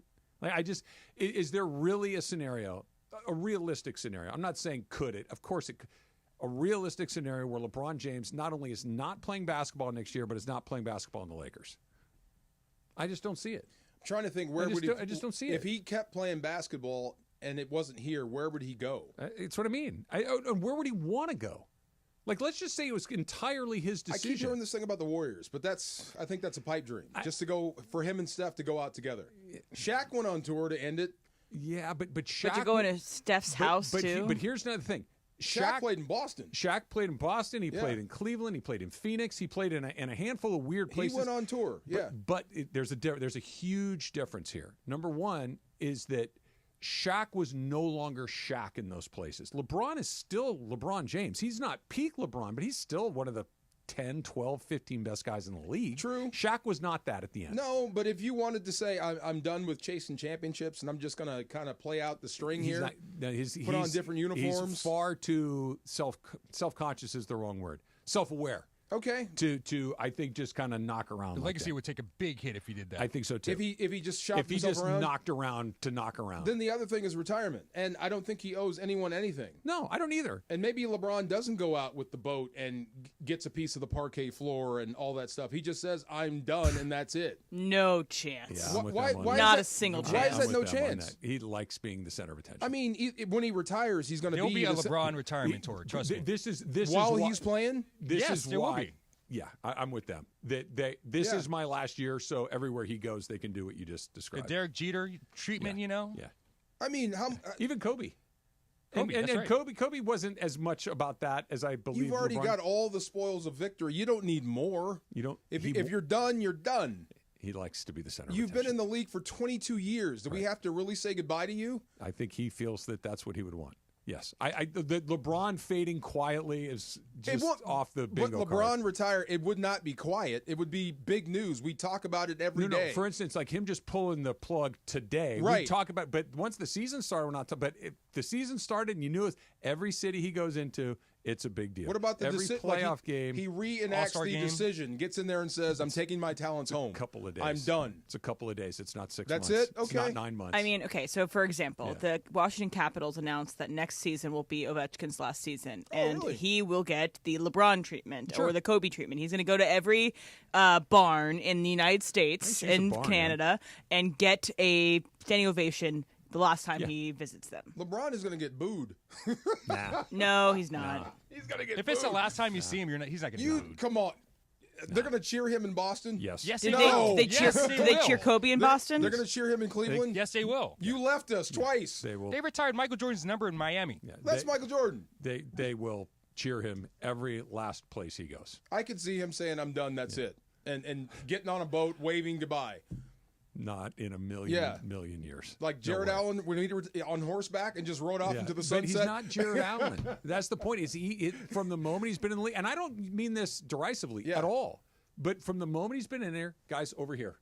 Yeah, he's the king. And that's fine. He is. But to all of a sudden just be a different person at the end would be stunning. How are the Lakers doing while he's on this farewell tour? That's what I'm saying. How was Kobe doing when they were on the farewell? The Lakers were terrible. Fair enough. Fair enough. The Lakers were terrible. I have no argument. You're right. Yeah. I mean, that is... Back to the OKC, you're going to have to get younger. Yeah. And part of that starts with getting younger. They will. In 2029 or whenever he decides he's had enough. Wow. Yeah. Do not ask me to mentor you, DeMarco. I'm taking the Joe Flacco train. Wow. Well, I'm not here to help you. Here to do myself. That's next. It's Travin DeMarco, 710, with a reminder that we're going to be at Legends Attic tomorrow. That is tomorrow, May 30th. It is the 1-year anniversary of Legends Attic. And if you call us right now, 877-710-ESPN, that's 877-710-3776. If you are caller number 7, you can claim an autograph from none other than the voice of the Dodgers, Joe Davis. DeMarco and myself, we will be broadcasting live from Legends Attic tomorrow, where you can redeem that very cool prize. Listen to our show all day long for your chance to win, only with 710. Call number 7 wins right now. 877-710-ESPN. Hey guys, it's Sedano. Los Angeles International Airport's People Mover trains begin rolling early next year as part of LAX's ongoing investments to transform and improve your travel journey. The People Mover trains will quickly move guests between their terminals and our new consolidated rental car center, metro trains and buses, economy parking, and Kiss and Fly lot. The trains will make it simple and fast to get to your LAX destination in 10 minutes or less, and trains depart every 2 minutes beginning in early 2026. Learn more at lawa.org/ESPN. Don't navigate the legal system alone. Hey, it's Travis. At the personal injury law offices of Joseph S. Normand, they will fight tirelessly to get you the max compensation you deserve. Joe and his team understand the emotional and financial toll that an injury can take on you and your life. Call 213-747-2000 or visit normandlegal.com. The law offices of Joseph S. Normand have helped thousands of people like you recover millions of dollars in settlements and verdicts. Visit normandlegal.com or call 213-747-2000. Your recovery is their priority. USC football is more than a game. It's tradition, pride, and unforgettable Saturdays in the Coliseum. Be there for every kickoff, every touchdown, and every unforgettable moment this season. Secure your football season tickets today and lock in the best seats, exclusive fan benefits, and memories that last a lifetime. Don't miss out. We need you in the stands. Visit USCTrojans.com or call 213-740-GO-SC. Switching to Progressive is a game-winning call. And that reminds us of other game-winning calls in the history of sports. It was a doubleheader in August and really hot inside the concession stand. So instead of waiting for people to come to me, I figured I'd walk around yelling, "Hot dogs here!" And that's how I became the first hot dog vendor in sports. Okay, not really a game-winning call, but it was a good call. You can make one too. Switch to Progressive and you could save hundreds. Progressive Casualty Insurance Company and affiliates, not available in all states. Evan Cohen here. Picking a place to build a life is a lot like selecting a draft pick. Make a decision that will set you up for long-term success. Pick Wisconsin. In Wisconsin, you'll find dynamic career opportunities, beautiful seasons, affordable living, and legendary weekends. From its high quality of life and great schools to its fine arts, culinary, and pro sports scenes, Wisconsin gives you so much to look forward to. That's why you should pick Wisconsin. Learn more about making Wisconsin your home. Visit pickwisconsin.com. And yes, welcome to the Travis and DeMarco Show, now mornings 9 a.m. to noon on 710 ESPN, your destination for LA sports. Let's get back to the fellas. The Travis and DeMarco Show continues right now. Good job to Bobby in South Central, who won the Legends Attic Joe Davis autograph. We'll see you tomorrow, Bobby, out at Legends Attic in Claremont. Oral, all of the guys that Oral brings with him, with Dave Hobrecht and his incredible art. Rick Monday's going to be there. Jaime Harin's going to be there. Peter O'Malley, Steve Sachs. It's quite a lineup. It's Should be a fun fantastic. day. Yeah. Can't wait. I love those shows. Yes, love going those out are fun. there. Yes. Oral's fun. Oral's always got great Dodger insights. They're getting ready to play the Yankees that night too. Oh my God, does he hate the Yankees? I'm sure he's got some sort of feeling about the Yankees. So during Oral's incredible run, I'm trying to think if he played the Yankees when he was on the Indians. Had to. Maybe. Yeah, had to. Yeah. Right. Okay. Yeah. I mean, I know they played, but whether or not they competed in the post, I want to say yes. Okay, we'll find out. I want to say yes. We'll find out. I don't want to say you forget, but Oral had a whole nother chapter in Cleveland that was amazing. Yes. Like not just, he also played in Cleveland. He was great there too. The ALCS MVP. He's I mean, that's Oral's not nothing. Yes. That's not nothing. All right, a couple of football notes here. Let's start with this one. Joe Flacco is one of the 43 quarterbacks that the Cleveland Browns have brought into camp. They say Shador's looking good. Yep. I'm not surprised. They're saying he's looking good in camp. I'm not surprised. Yep. He was asked whether or not he plans on mentoring Shador, Dylan Gabriel, some of the other younger players that they have. So it's Flacco. I guess at least theoretically, Deshaun Watson is still a member of the team, even though he's not technically speaking. Yes. Right. And if you read it how I typed it too, he's chafed against it. Speaking of Highlands. Yes. Chafe relieved. Try that. He was asked, hey, are you going to put your arm around these guys and kind of shepherd them to what it's like to be an NFL quarterback? Flacco's been in the league forever. What did he say? Quote, it's a good question to bait somebody into answering, and no matter how they answer it, it kind of makes the guy that's answering it look bad. If I say I don't want to be a mentor, I look bad. If I say I do want to be a mentor, then I look like an idiot that doesn't care about being good at playing football. So it's one of those questions, and no matter what I say, you guys can write what you want to write about it. And there's a lot of questions like that. That's why you end up having to try to avoid them. Love it. He goes on to say, I tend to try to be honest. I'm not a mentor. I play football. And in the quarterback room, a lot of times there's already been a ton of times where there's learning experiences, and I have a lot of experience, and I can talk on things, and hopefully they listen. But it's not necessarily my job to make sure they listen to me. Hopefully you have some really good relationships with the guys that are in the room, and you naturally want to do that. Way to go, Flacco. Seems like about the right answer. How many Joe Flacco sound bites do you have in your mental Rolodex? This one. That one? This Yeah. one. He really doesn't speak that often. Yeah. And pretty soon get ready for Joe Flacco in the media. It's coming. Absolutely. So good first step for him, but he's right. These guys aren't here to be mentored. They're here to retire you. Yeah. Shedeur wants to start. Yeah. All these guys want to start, and you're in the way. Especially when you are in Flacco's spot where I can still start in this league. It's not where he's not backing up Matthew Stafford, and they brought in another guy who, you know what I mean? He is trying to win the job. Yes. And if he wins the job, that means he gets to stay in the league for another year, or maybe Everybody a year along that he's competing with is younger and cheaper. A lot cheaper. And cheaper than him. Yeah. So he's got a target on his back twice.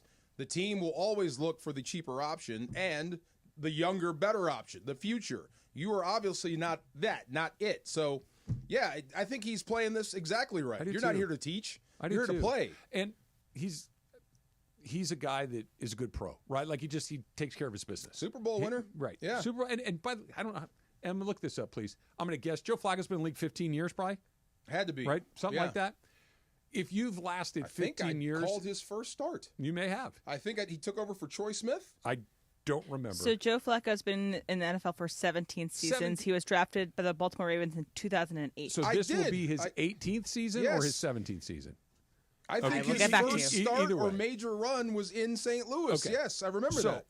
You cannot last in that league for 2 decades if you don't handle it like a business. No. If you don't treat it like an occupation and be a pro's pro, so to speak. He was them at one point. I'm trying to send you home. He doesn't have to say, hey, Shedeur, come on over here and let me show you how it all is about. Just watch him. This will be 18. This will be his 18. What was that voice you That's just my did? Joe Flacco. You don't have to be, hey, guys, come on in here. Let me show you how to be a pro. All you have to do is show up and go to work every day. And if they're going to be pros, they'll listen. I heard nothing of what you just Hey, said. is she? Do that voice again. The Joe Flacco? What You're doing like the Eddie Murphy in that skit where he became a white guy. When he goes on the bus? Yeah. You sound like him. Yeah. You do sound like him. I recently just saw this. Oh, my God. Shedeur, we like to get here 20 minutes before the film session Yes, starts. that's Eddie Murphy. You sound just like him. If you show up at the film session and Joe Flacco's already there, you were late. You're late. And Joe Flacco should be there early. If with you show up and he's already in the weight room, you're late. If he has to be there early because that's his only weapon. He's not going to be able to keep up with you athletically. That's what I'm saying. Yeah. It doesn't have to be explicit. Yeah. It can just be, I'm going to do my thing, and if you pay attention, you're going to learn how to do this. And the offense is going to have to function better and be more efficient Quite frankly, with him, or they'll go with the younger option. I'm much more likely to watch a guy that is just going about his business. Dude, that guy's been doing this for how long? How does he do that? As opposed to, hey, you want me to show you how to last in this business? No, I don't. I'll figure it out on my own. Shut up. I know, no, really. What you got to do is, what? Get out of here. It happens, man. I mean, look. Those guys are the worst guys. You always see yourself coming through the door, and I think he sees that now. So it was a great answer, and he's dead right. Either way you answer, you're going to look like the jerk. So you're here to play football, and that's it. I'm here to make sure that Dylan Gabriel gets every possible opportunity to earn a job in this league. What? If he gets cut from there, he'll land on his feet. You think? Yeah, because another team, because Cousins is out there. Now, maybe not right away. Yeah. It won't be cut on a Monday, signed on a Tuesday. Yeah. But it could be cut on a Monday, signed a month from now. And bring in, and there's your guy. Wait, who tore his ACL? All right, call Flacco. Yeah. Need a quarter. The first game he played after he had not played in a while was in L.A. against the Rams when he came back for Cleveland. And it was like, and I remember thinking, Flacco hadn't played quarterback in, I don't know what it was. And was spinning it. Dude. Yeah, absolutely. Dude, he was really good. Spinning it out there. He's got an arm. He's not going to do dumb stuff. May not take chances with the ball down the field, but he's not going to make too many dumb mistakes with it. Yeah. Dylan, you really should make sure that the head coach knows that you're the first one in and the last one out. I would be surprised if he hung on to that job, though. I would. I don't think he'll finish the season there unless they're really good. Even as the opening day starter, I'd be surprised if he held on to that job. Somebody's going to really have to sparkle early. He can't run. They can. No, I understand. Yeah, but they can move. I'm not saying that if they have a bad year, and they're the Browns, so they probably will. Yeah. Right. He'll be gone by week 4 or 5, and one of those other guys are in there. But if nobody really pops in the preseason or in camp, then he's going to get it to start.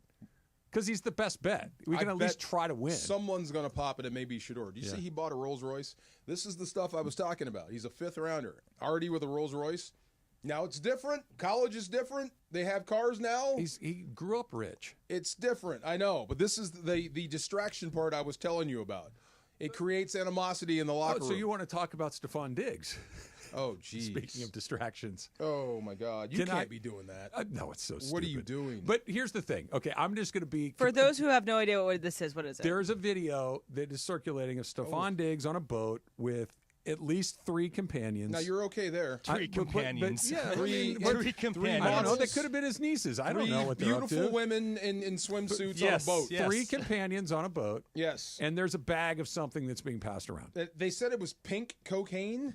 It looks pink. We don't know I don't know what it was. There's a a bag of something being passed around. I didn't know cocaine was pink. I don't know anything about cocaine. Have you heard I don't anybody? know if it was yes, cocaine. I've heard about pink cocaine. There is pink cocaine. There is pink cocaine. Like, out how there. long has this been around? I've heard about this for months. I Oh, guess it's new. Fun. You're up on pink cocaine? Well, I mean, a One Direction guy was on it when he, fell off the thing in the hotel. Oh, that guy. Yes. That's where I first heard it. That's where I first heard about it, my yes. God. Oh, it's a party thing. Okay, well, you can't be doing that. I don't care if you're clean or not. If you come into the office, if you're Roger Goodell, and you test clean, That's I'm my still objection. suspending you. You can't be doing. I'll I be could be honest, dead Mike. wrong. You could be clean. I hear you. I'm not even You arguing can't be that dumb to have that video go out. That's my issue. Yes. That's my issue. You got to be smarter than You that. want to rent a boat with your companions and go have a good time. Great. Live your life, man. As long as you're not hurting anybody else, I don't really care. What are you doing with the video? Right. And if somebody else on the boat has their phone out, you stop the party on the spot and say, guys, I'm the only one with skin in the game here. Right. I'm the only one that has news You if this can't is going tell on. me he didn't know he was being recorded. Of course he did. He didn't care. That's what I'm saying. You can't My do that. issue Yeah. isn't the companions. My issue really isn't even whatever was in that bag. That's his. If he wants to blow up his life, knock That's yourself you. out. Yes. But my issue is now Mike Vrabel's got to answer every question. Bob Kraft's got to. His teammates got to. Now it's a problem for other people. Everybody. That's my thing. Are you that dumb? The PR department has to come up with answers. DFAR, what happens when a guy like that, a video comes out like that? Does the NFL give him a drug test the next day? Oh, yeah. They'll call you in. Oh, yeah. They can drug test you. Remember when OBJ had one of those? Yes. Same thing. You can be drug tested. If it's on video and it's there, they can test you. If it's in your system, you're suspended right there immediately. Yeah. Yes, but you can't be doing that. But it seems it's like just the existence of the video is the part that made me go, what are you? It's like those guys. Yeah. It's like the high school kids Yeah. that go out and do. We're all high school kids. We all did dumb stuff, but we at least had the wherewithal not to record ourselves doing it. Right. It seems like he doesn't care. No. Yeah. Almost the OBJ opposite. one was like, you can tell he thought it was a mistake. This. I'm on camera. I don't care what happens. Yeah, almost flaunting it. Yes. Like, look, I'm with companions in a bag. Yeah, Now, could he get in trouble for just being around it, or just let's just say he got a drug test, it came back clean, and he was like, it was around me, I didn't do any. If we didn't see it, we wouldn't know about it, and they found out, they would call you in and talk to you. But now it's a public thing. Everybody's talking about it. Yeah. Now you have to actually do something. That's the thing. Little breaking Rams news right now, DeMarco. The Rams, as according to Jordan Rodriguez from The Athletic, the Rams have signed former Vikings tackle David Quesenberry to a one-year deal. Oh, no way. Yeah. The Berry. Good for him. I wonder what that means. I didn't think depth was bad. Well, you got Jackson and Havenstein. Yeah. Who's your first tackle off the bench if one of those guys go down? You know what? You don't have a replacement for Noteboom. That's right. And He's that's one Noteboom's thing. role. Noteboom is in Baltimore. Mm-hmm. They seem like complete opposites. Baltimore is known for toughness. You know what I mean? That was never Noteboom's calling card. Right. Maybe he changes into a different person there. Yeah. But okay. Is he their swing? He must be. Or maybe they're in search of another one. I think that's smart. But I like him as a player on a 1 year. Yeah. He's good. Yeah. And guys go down. And if guys go down in that spot, you better have something to figure out in the moment. Because the only time the Rams have been bad under Sean McVay is that year that all the offensive line got hurt and there were no moves. Maybe an indictment on Warren McClendon. Like maybe we don't trust you to be the swing tackle. Are Curry still around? Are Curry still out there? Yeah. There was one more. It's KT Leviston. They worked in at tackle. Yeah. There was an effort to get a different combo out there on the O-line. So it seems like maybe they're worried about depth. I think we answered that question Yeah. with going through the names that we just went through right there. The dump is coming up next. It's Travis DeMarco, 710 ESPN. Highlands for you, DeMarco. Oh, my God. Why do I keep forgetting this stuff today? It's Tyrone Rogers that did it. If you ever had to deal with chafing, me too. So whether it was back in the playing days or just going out for my morning walk, chafing is no joke. That's why I always keep Highlands Chafing Relief on deck. This stuff has been a game changer for me, really. It's really smoothed out some rough spots, literally. Goes on like a cream, dries like a powder, stays put even through sweat and water. Thank you for the music, my man. No greasy mess, just all-day protection. If you've already got some chafing down there, you're not alone. Highlands Chafing Relief soothes it fast with aloe, shea butter, and tea tree oil. Thank you. Highlands Chafing Relief has your back, your thighs, and your arms. You get the idea. You shouldn't have to stop doing what you love just because of chafing. It's dumb. Trust me, grab Highlands Chafing Relief and feel the difference right now, big fellas, construction workers, guys that work outdoors. If you like to run, walk, or ride bikes, or do whatever, this is made for you. Highlands Chafing Relief available today at Walmart and Target. Accident or injury, call Jacob and Ronnie. Call Jacob. Winning matters, especially after an accident. At Call Jacob.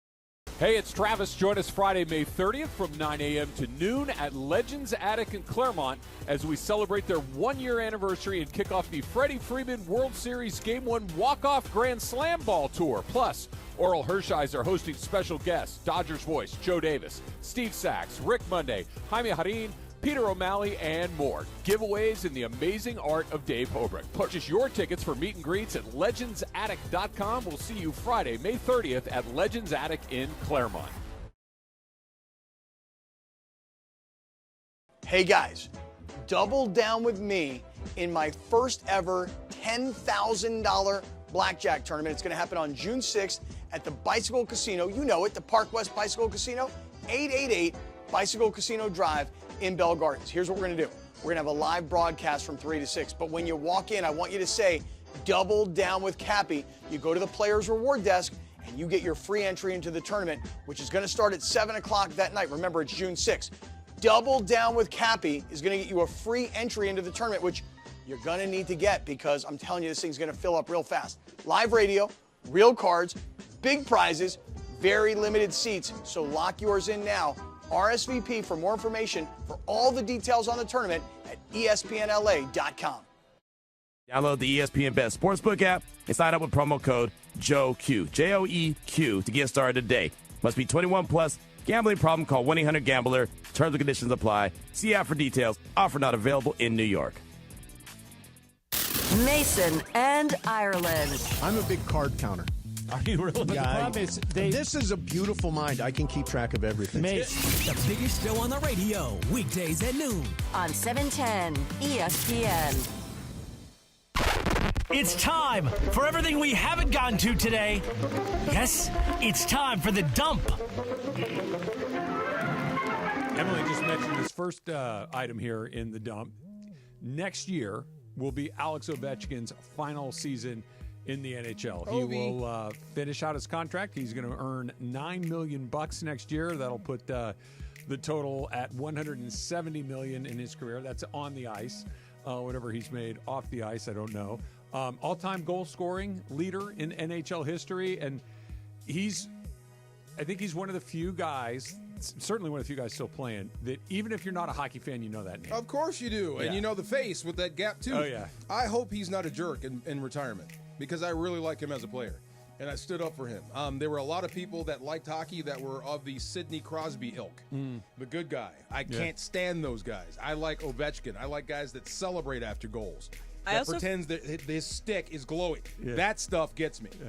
I feel like you probably won't hear from him. But he also might just be in the Capitals organization somehow in sort of an ambassador role, maybe a front office role. I feel like Ovechkin's going to kind of be like a Jokic and just kind of go back to his normal life. after he does this. Stay married. Don't ask him anything political. Let's just be happy. Did you? I mean, he is Russian. When you hear, don't ask him anything with political. With that in mind, is there something that comes to mind other than just being an incredible hockey player, like just a moment, an image that pops in your mind when you hear Ovechkin's name? When he scored and he acted like his stick was on fire. Okay. That, and everybody in hockey hated it. Yeah. It's like a bat flip. Yeah. Like, it was so cool. Yeah, it's great. Did you see the goal? Yeah. That. This is SportsCenter commercial with Ovechkin was next level. Which one was it? Where he's at the copier, I believe it is. Yeah. And somebody walks in and they turn on the light and he's photocopying some stuff and they're like, everything all right? And he's like, yeah. And then they walk back out and they cut and his two Russian teammates are in the ceiling. It's incredible. In the ceiling? Yeah, Doing like what? they're stealing stuff. Oh, they're stealing stuff. This is SportsCenter commercial, so it's making a joke. Yeah, it was because he was Russian. Yeah. It's like he's a double agent. A secret agent. Yeah. I'm also happy Ovi got one. You know, it's A okay. cup? Yeah, Yeah. cup, because it's one of those things. If he had not gotten that one in 2019, it would have been like, hanging over him. He had so many chances to get it, but they finally got one. Is good for Ovi. Give me your top 5 of hockey players. Just top 5 guys that you would know. Oh, I mean, Gretzky's number one. Patrick Waugh? No, I wouldn't have been one of them. No? Like, if I'm just going off the top of my head, it's Wayne Gretzky, it's Bobby Orr, it's Mark Messier, it's Ovechkin, it's Lemieux. Yeah. There's 5. Rob Forster, maybe. Crosby. I've never even heard that name. Okay. Yeah. Okay. Yeah. There's not that many hockey Fleury. players that stand. Theo Fleury. I was talking to Marc-Andre Fleury. Marc-Andre Fleury and Ty Domi because I wanted to beat him up. Yeah. He was a tough guy. Remember that guy? Yeah. But just not that many hockey players bubble to the top of my sports knowledge. No, he's definitely one of them. It's not one of those things that is front of mind very often. Right. But he is, and I know his face and his name and his game. He went to the next level. Yes, he's that guy. I've kind of got my brain stuck in those This is SportsCenter commercials. Uh-huh. The Tiger one is unbelievable, where he's walking through the newsroom and the gallery just follows him through the whole thing. Oh, really? Amazing. The LeBron room with the throne. Where Van Pelt takes his chair. Amazing. And then there's one that is and it's a personal favorite, but I love it. Is that the one where Van Pelt looks back at him? He goes, I haven't seen your chair, LeBron. And he's sitting in the throne. And he looks back like, it's so great. It's It's so great. Yes. But the one that, I forget who the anchor was that was doing it, but he's sitting in his cubicle, and all of a sudden, like bullets are flying up from his feet, like pew, pew, pew. They're just going. He's like, he doesn't know where they're coming from. They cut to the floor below, and it's Kershaw flicking pencils in the ceiling, and they're just rockets going through the ceiling. It was so good. That's good. Here's my 2 that I like. One is they're getting to the elevator, and it's so funny when I used to work there. You're all these places that they filmed in. I also got to see things being filmed. One's an elevator, and I can't remember the anchor who goes in it, but it presses the button, and then in the elevator is the New Jersey Devil, and they ask, "Oh, where are you going? Down?" And it's like, "I'm going to take the other elevator." Yeah, going up, and the devil goes, "Nope." Yeah. And the other one, and I think this is one that's a little out of the norm because it doesn't involve SportsCenter anchors, but it was a This is SportsCenter or ESPN commercial. It's the guy, the random white guy whose name is Michael Jordan, and he goes to all the restaurants, and it's like, "Oh, Michael Jordan for 2," and they're like, put the champagne away, not him. Anyway, it's like, that was very clever. The one with the Mannings where they're kicking each other from behind. Oh, his yeah. wings. He kicks his brother in the butt. It's great. I know that's that how feeling. brothers act. And the way that his dad looked back at him, like, That's the stop best messing part around. of it. Like, enough. Right. The Jalen Rose and Kobe one. It's 81 Olives. Yes, 81 Olives. That's great. He knows. Oh, so good. The best one. Is that KG and Stefan Marbury all nude? You're talking about the nude, all nude. That was ESPN the magazine. I don't know that one. That was a funny one, too. Okay. I don't know that one. Long back, yeah. A couple back of in the day. birthdays here. JFK would be celebrating a birthday today. Ask not. That's right. Yes. Era. I don't. Mary did Jo he say that a Kopechne. lot? Era. That's Teddy. When I got back, Mary Jo and the car were gone. Era. It's not a great story when you really stop to think about what happened. Carmelo Anthony turns 41 years old today. Mello. Yes, sir. How will history remember him in basketball? I can tell you how I remember him. All offensive. You know No what? championships. There you go. That's it. Okay. Carmelo is. Hey, tell me about Carmelo Anthony. Dude could get buckets. He could score. What else? I don't know. Yes. College. Yeah. He could score. Yeah. Who's Carmelo Anthony right now? Harden. Ah, He can score. There you go. Yeah, he can score. That's perfect. Yep. He can score no championships. Danny Elfman, composer, Oingo Boingo, and Dead Man's Party. You Simpsons. right. Wrote the theme to The Simpsons. And Nightmare Before Christmas. Oh, yeah. No, he's had a bunch of movie scores. Back to School. Yeah, It's all very distinctive. Like when you hear movie. Elfman and you know it's Elfman, it's like Yes. you wouldn't confuse Elfman and like a John Williams. No. Austin Reeves turns 27 years old. Really? Today. Okay. All right, you ready? What? Trade deadline next NBA season. Is Austin Reeves still here? No. I don't think so. No. either. You're going to have to trade for a big. He's asking for $30 million. I know.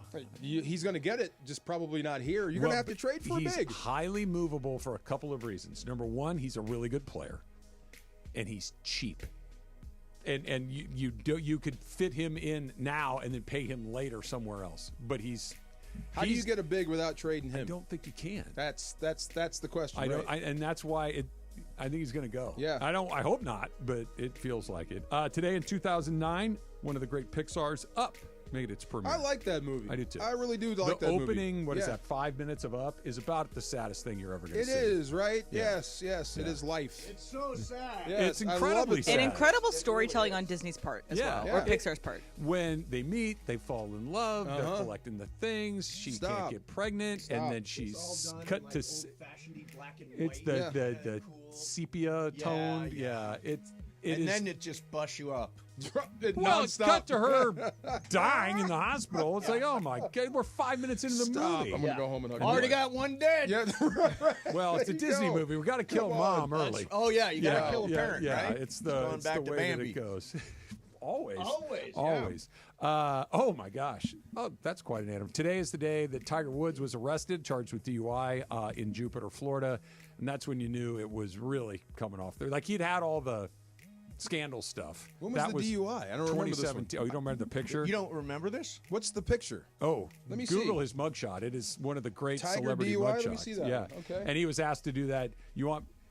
I forget what it was. I need you to recite the alphabet.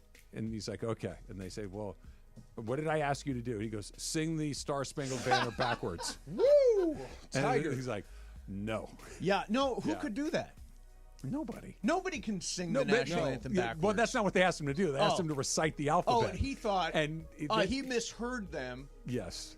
Oh, Tiger was completely lit up. Yeah. Oh my God, Yes, Tiger! he is. Yeesh. Yep, he I'm was. feeling no pain, my man. Yes, sir. Supercross Talk is coming up next.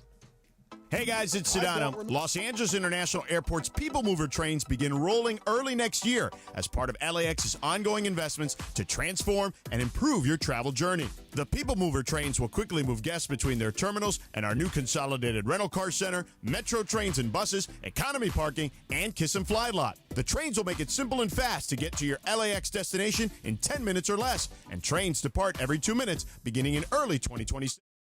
Hey guys, double down with me in my first ever $10,000 blackjack tournament. It's going to happen on June 6th at the Bicycle Casino. You know it, the Park West Bicycle Casino, 888 Bicycle Casino Drive in Bell Gardens. Here's what we're going to do. We're going to have a live broadcast from 3 to 6. But when you walk in, I want you to say, double down with Cappy. You go to the Players Reward Desk and you get your free entry into the tournament, which is going to start at 7 o'clock that night. Remember, it's June 6th.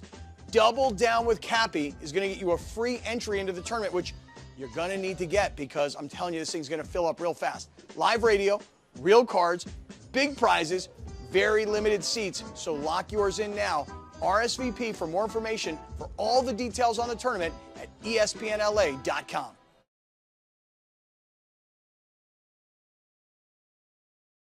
Hey, it's Travis. Join us Friday, May 30th from 9 a.m. to noon at Legends Attic in Claremont as we celebrate their one-year anniversary and kick off the Freddie Freeman World Series Game 1 Walk-Off Grand Slam Ball Tour. Plus, Oral Hershiser hosting special guests, Dodgers voice Joe Davis, Steve Sachs, Rick Monday, Jaime Harin, Peter O'Malley, and more. Giveaways in the amazing art of Dave Hobrick. Purchase your tickets for meet and greets at legendsattic.com. We'll see you Friday, May 30th at Legends Attic in Claremont.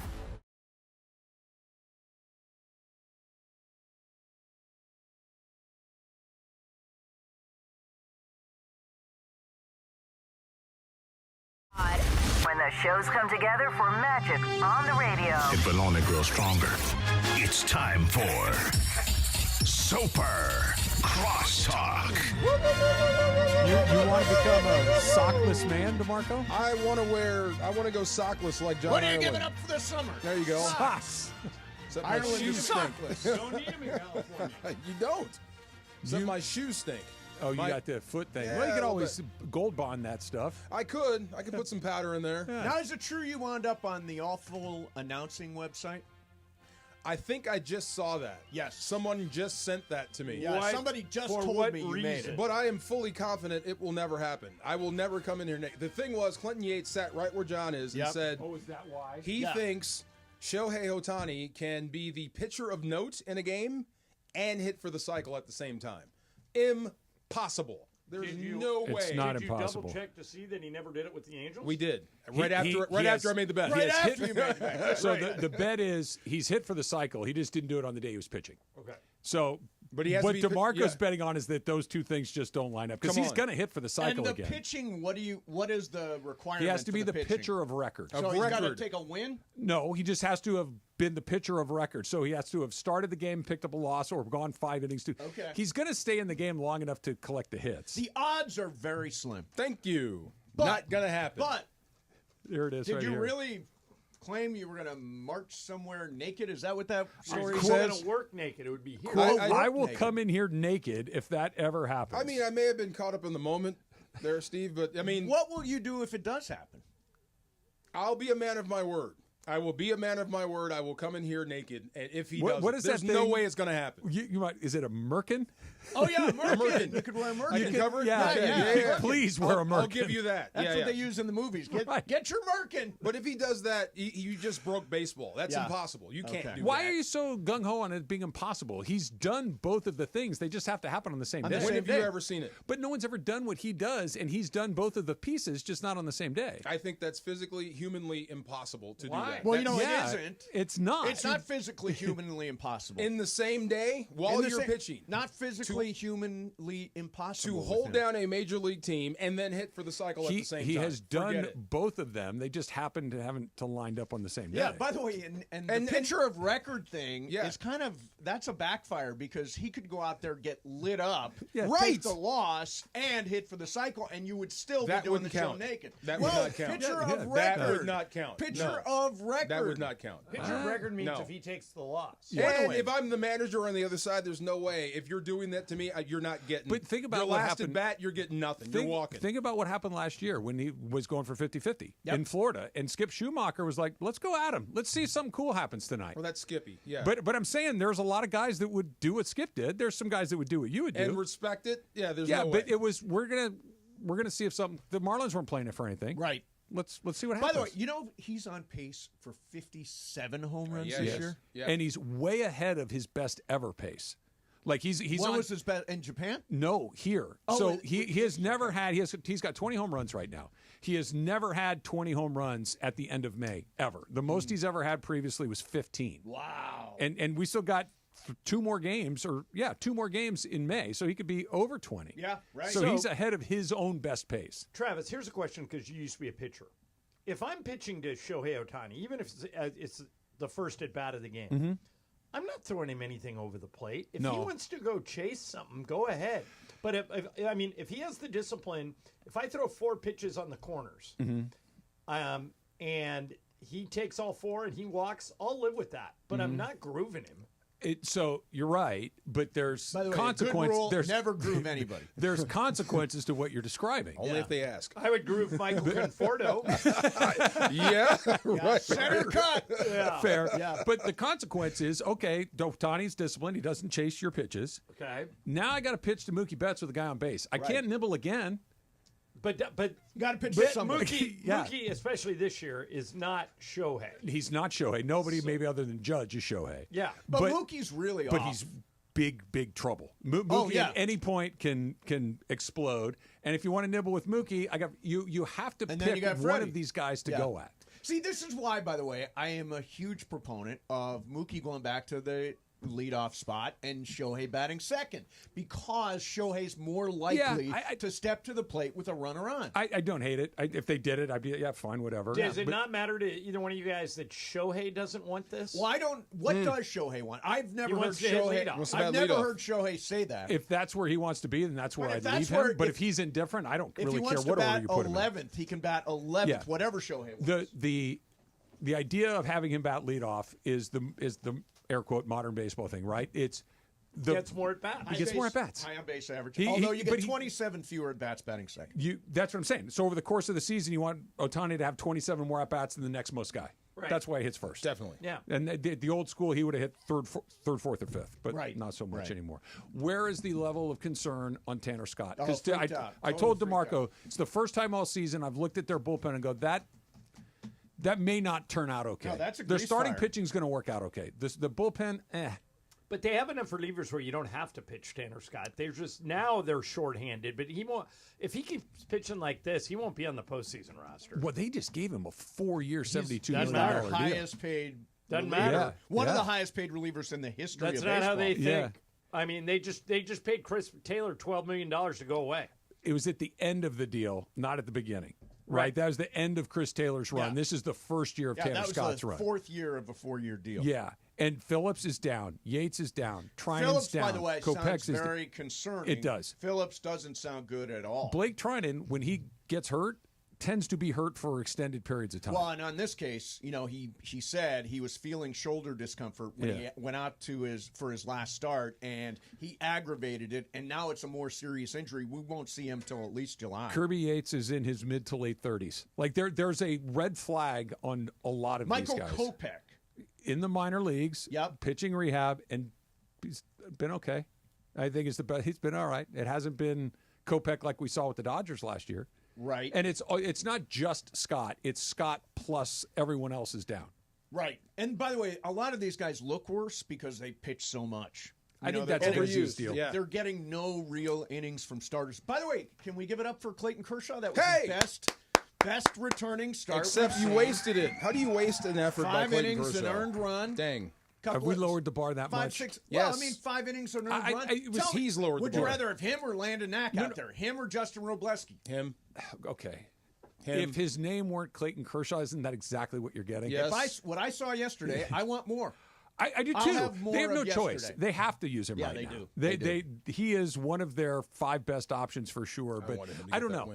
I wanted him to get that win. I want him to pitch as well as humanly possible, but I have no more faith in his ability to go out there and really deliver a performance than any of those Clayton other guys. Kershaw or a bullpen game? If I had to win the game, bullpen game. No way. With this bullpen? Yes. With this bullpen? That includes Tanner Scott. 9 different looks. 9 guys. Yeah. Who's going to blow up? It's going to be tick-tock, tick-tock, Clayton boom. is going to blow up. Yeah. Boom. Yeah, Kershaw's would. What about you? What? I'd rather have Kershaw. Really? Just because he's Kershaw. He throws 88 miles an hour He's now. a legend. I'd always give him the nod. Ireland? I'm that guy. Bullpen? Oh, yeah. Yeah. Bullpen game? You just talked about how bad the bullpen is. Now you're going bullpen. But I'm not you a want Kershaw 9 guy. You're not a Kershaw guy? No. Oh, no. Clayton Kershaw in the postseason is terrible. Right. Yes. But he did win 2 games in the World Series. He has That been is terrible. the exception. He has been good occasionally. Okay, but Ireland. But he's not Clayton Kershaw. You just banged on the bullpen and Tanner Scott. What inning are you going to throw Tanner Scott in a bullpen game? Early. Which inning? You going to throw him in the first? I'd throw start him in the him. second? Probably where you had him last night. You start him 7th? Okay, here's a fun game. Yeah. It's you got a 1-run lead. Yep. It's the bottom of the 9th inning. All of your guys are available. They're all healthy? No. The current guys, the guys that are pitching tomorrow. Okay. Who gets the ball? I knew he threw a really bad pitch yesterday, but probably Vesia. Vesia? Yeah. Shohei. For the block. Yeah. Yeah. Okay. Wow. I need 1 out to win a postseason game? 1 inning. One Yeah, inning to win one inning. postseason? Yeah, give me Shohei. Oh, wait, but you're talking about this I'm current talking bullpen? tomorrow night against the Yankees. Oh, It's it's a regular season game? It's tomorrow night against the Yankees. You got a 1-run lead. You're thinking World Vesia Series? Vesia is the closest thing you got to a guy that think can nail it's down a still game. Scott. World Series, So you he's still right. think Yeah. you would still go Tanner Scott? I think so. That pitch I think Vesia so. threw was It's a meatball. right It's a down the meatball. friggin' middle. Yeah, He it threw was- 2 really bad Can I have that changeups, with and butter, then the please? fastball was dead center. It was not good. So I like your idea. I like your idea of Instead of trying to find the Dodgers will find enough guys to pitch the first 4 innings of games in the postseason. Right. There's enough between Snell and Glasnow, and Yamamoto, Sasaki, and Kershaw, and Knack, and Gonsolin and May. That just listed 8 guys. Mm-hmm. We need to find 4. Okay? And have Shohei do what he did in the WBC? Right. Is that not your best? If the bullpen continues to falter? If he's healthy, hell, you're using Shohei, right? Can you use him more than once or twice a week? That's a very good question. I don't know the answer to that. Well, they said his throwing session last week went so well that he's going to do one like every week.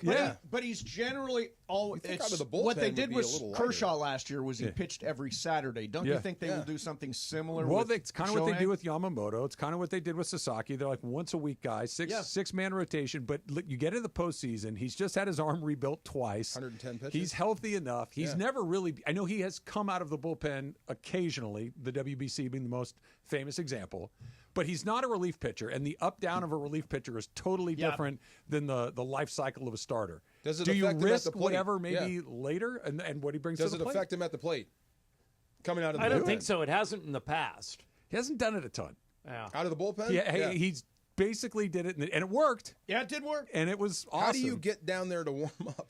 It's literally Little League high school stuff. You run down You to the run bullpen, down there and you walk throw a and come few back. That's a pitches, and you lot. run back and take your at-bats. Well, the hard thing would be if you want to put him in and he's on deck. Yeah, you right. know, then how do you warm him up? I'd rather start him for that. I'd just rather start him and be out. Well, you'd have to warm him up the inning before. Like if you're even thinking about, that's a great point. That's right. You'd have to warm him up in the 8th inning. that would work. Yeah, get him hot, sit him down. Whatever happened to the old school guys running the bases with the jacket? We could bring that back. Oh, I miss those days. Yeah. Yes, Or those no, were bring cool. back the bullpen car. Yeah, the bullpen car that is shaped like a helmet. Run him out there, bring him back. There you go, right there, done. I want to say the Padres had that fairly recently. Do you think it's Had a allowed? bullpen car? Yeah. Wouldn't Like everybody in be the allowed last, to have a it was bullpen like as a gimmick kind of thing. Like, Right. no, if I were the pitcher, I'd want to run in. You Warm do? up? Oh, yeah, I want to get my adrenaline. I Warm want to up. burn off some of this adrenaline. That's a moment. I'd rather ride in the for car. sure. That's fun. Yeah, it's It'd be fun kind of riding in the baller car. to be chauffeured out there along the way. Yeah, that's kind of cool. All right, so the answer is still Scott, unfortunately. Okay, how fun would it be if we put souped-up engines in bullpen carts and had them run at Indy? Let's go. Come on. I'm in. Let's go. Yeah. Driven by the I'd mascots. totally watch that. Right. Let's go. Like the Philly fanatic driving the bullpen car against awesome. Booster from the Rockies. Let's go. Rockies are on pace to lose 135 in case you haven't looked recently. Well done. Well played. Wow. 135. That's Super